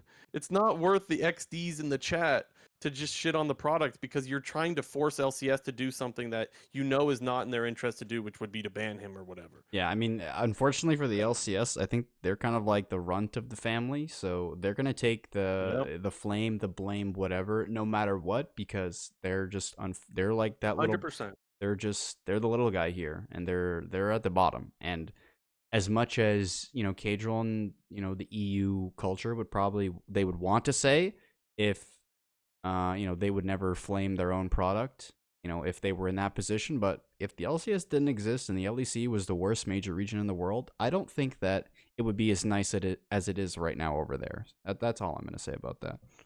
Yeah, I agree with that, but it still doesn't change the fact that you don't see LEC personalities shitting on LEC like you do with some NA Yeah. personalities. Mm-hmm. But So, yeah. unfortunately, and I think also to close this out, I think unfortunately it's kind of ingrained in our culture a little bit. Yeah. The esports side of it to meme and Maybe, shit yeah. on players, products, whatever, if it's underperforming. I don't think that's an our culture thing. I think it's just people like to dogpile on whoever's got it worse right now. It's always punching down. Yeah.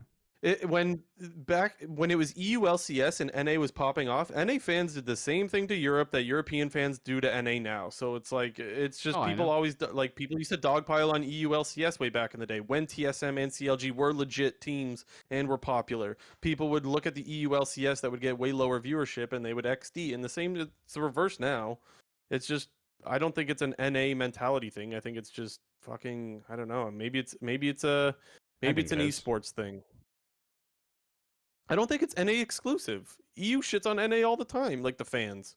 It's not exclusive to North America. Well, no, European fans always shit on North I don't mean America. shitting on things. I mean shitting on yourself. Like that's a kind of an NA thing to do. Mm, And I say maybe. I yourself. don't know. I don't mean yourself, but I mean your region. I know what you mean. Yeah, I get what you're saying. Anyways, I'm done with my rant. I just want everyone to get along. Like, I'm a fan of all the co-streamers. I want them to do well. I don't want them to get banned. I'm a fan of the LCS. I want them to do well. Can't we all just get along and work together rather than have this fucking dick measuring contest of, Nope. oh, you can't ban me because, like, Nope. dude, Nope. not worth a kick W. But okay, let's go next. What else is left in this quote unquote quick news? Next up, Zazel. He is. I think we talked about not even like 2 or 3 weeks ago that he was on Cloud9. Well, he's an assistant coach for Cloud9. They just announced like 2 days ago. So Quick little promo. yeah, shout out Zazer. Yep. And then last up, Dazer. something that obviously I think we find very interesting, but many people, personalities around the world thought was very interesting. The LDL, that would be for our NA people, the academy version of the LPL. Is adopting the fearless mode for best of threes. Now, what does that mean? Because what the hell would that mean anyway? Basically, it means that for pick and ban, a team can only pick a champion once in an entire best of three series. And if you don't really understand that, you're a bit confused, I'll try to explain it very quickly and very easily. If in the first game your AD carry picked Lucian, you can now, as your team, no longer pick Lucian in both games 2 and 3. However, the enemy team can still pick Lucian, so So you might have to ban it. yeah, you might have to ban it. So I don't know. I think it's a really interesting idea that could shake up pick and ban a little bit. Obviously, especially when it comes to the best of format, which is very dominant in Eastern League of Legends, not really so much Western League of Legends. We're obviously playing the regular season in best of ones in both NA and EU, whereas in the LPL and the LEC, they do best of threes. We once lived in a world where we did best of threes. It was a better world. It was a more competitive world, but those days are behind us. Yeah, we don't need it. We've been into that topic many times. Look, I think this is interesting what the LDL is doing. I do wonder how it affects a player's ability to like make it to pro, right? Because let's say there is a very specific meta and you want to get reps on whatever. Like, let's go back to, I mean, this was a boring ass meta, but remember last year in spring when it was just Hecarim Udyr, and that's pretty much all that was played for all of spring split? Well, what if the way to make it to pro is to be really good on those champions at that time, but like you're forced to play a much wider champion pool? It might stunt your ability to be as good on those two champions to make it to the LPL. That might be like a really nitpicky and small thing, and maybe it's probably worth the sacrifice to have more exciting games because you have more picks being played. But it is something that I think affects the players trying to make it to the LPL. Yeah, I mean, I think this will probably be something that'll be kind of a slow burn. A lot of people on social media, whatever it is, Twitter and Reddit, seem to be like, oh, like if LPL or LDL is introducing this, like that's that means they're going to do it in LPL soon, and if LPL does it, then everyone else is going to have to change to do it. And I don't know. I think it'll probably be a lot longer than people expect.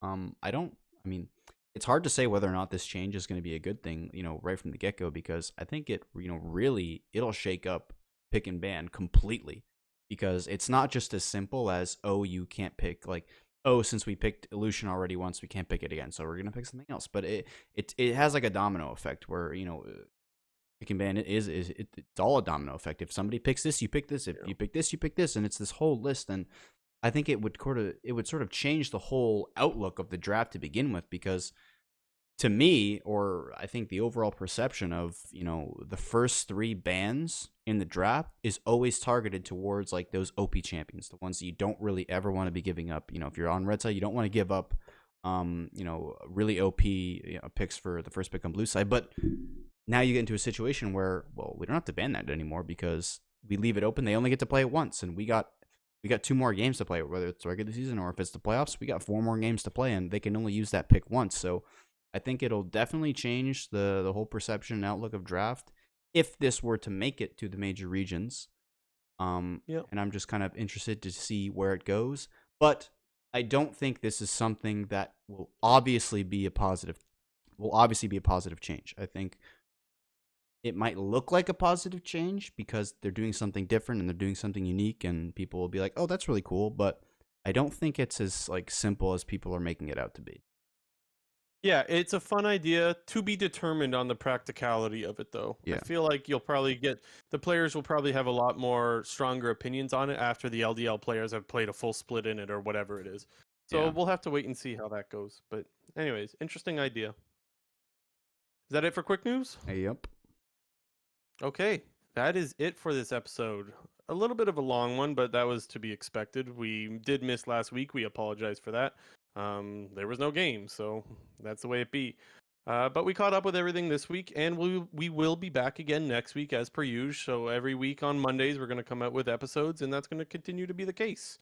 Okay, we'll see you guys next week. Remember to hit the subscribe and like buttons and all that stuff. This has been episode 92 of the Clown Fiesta podcast.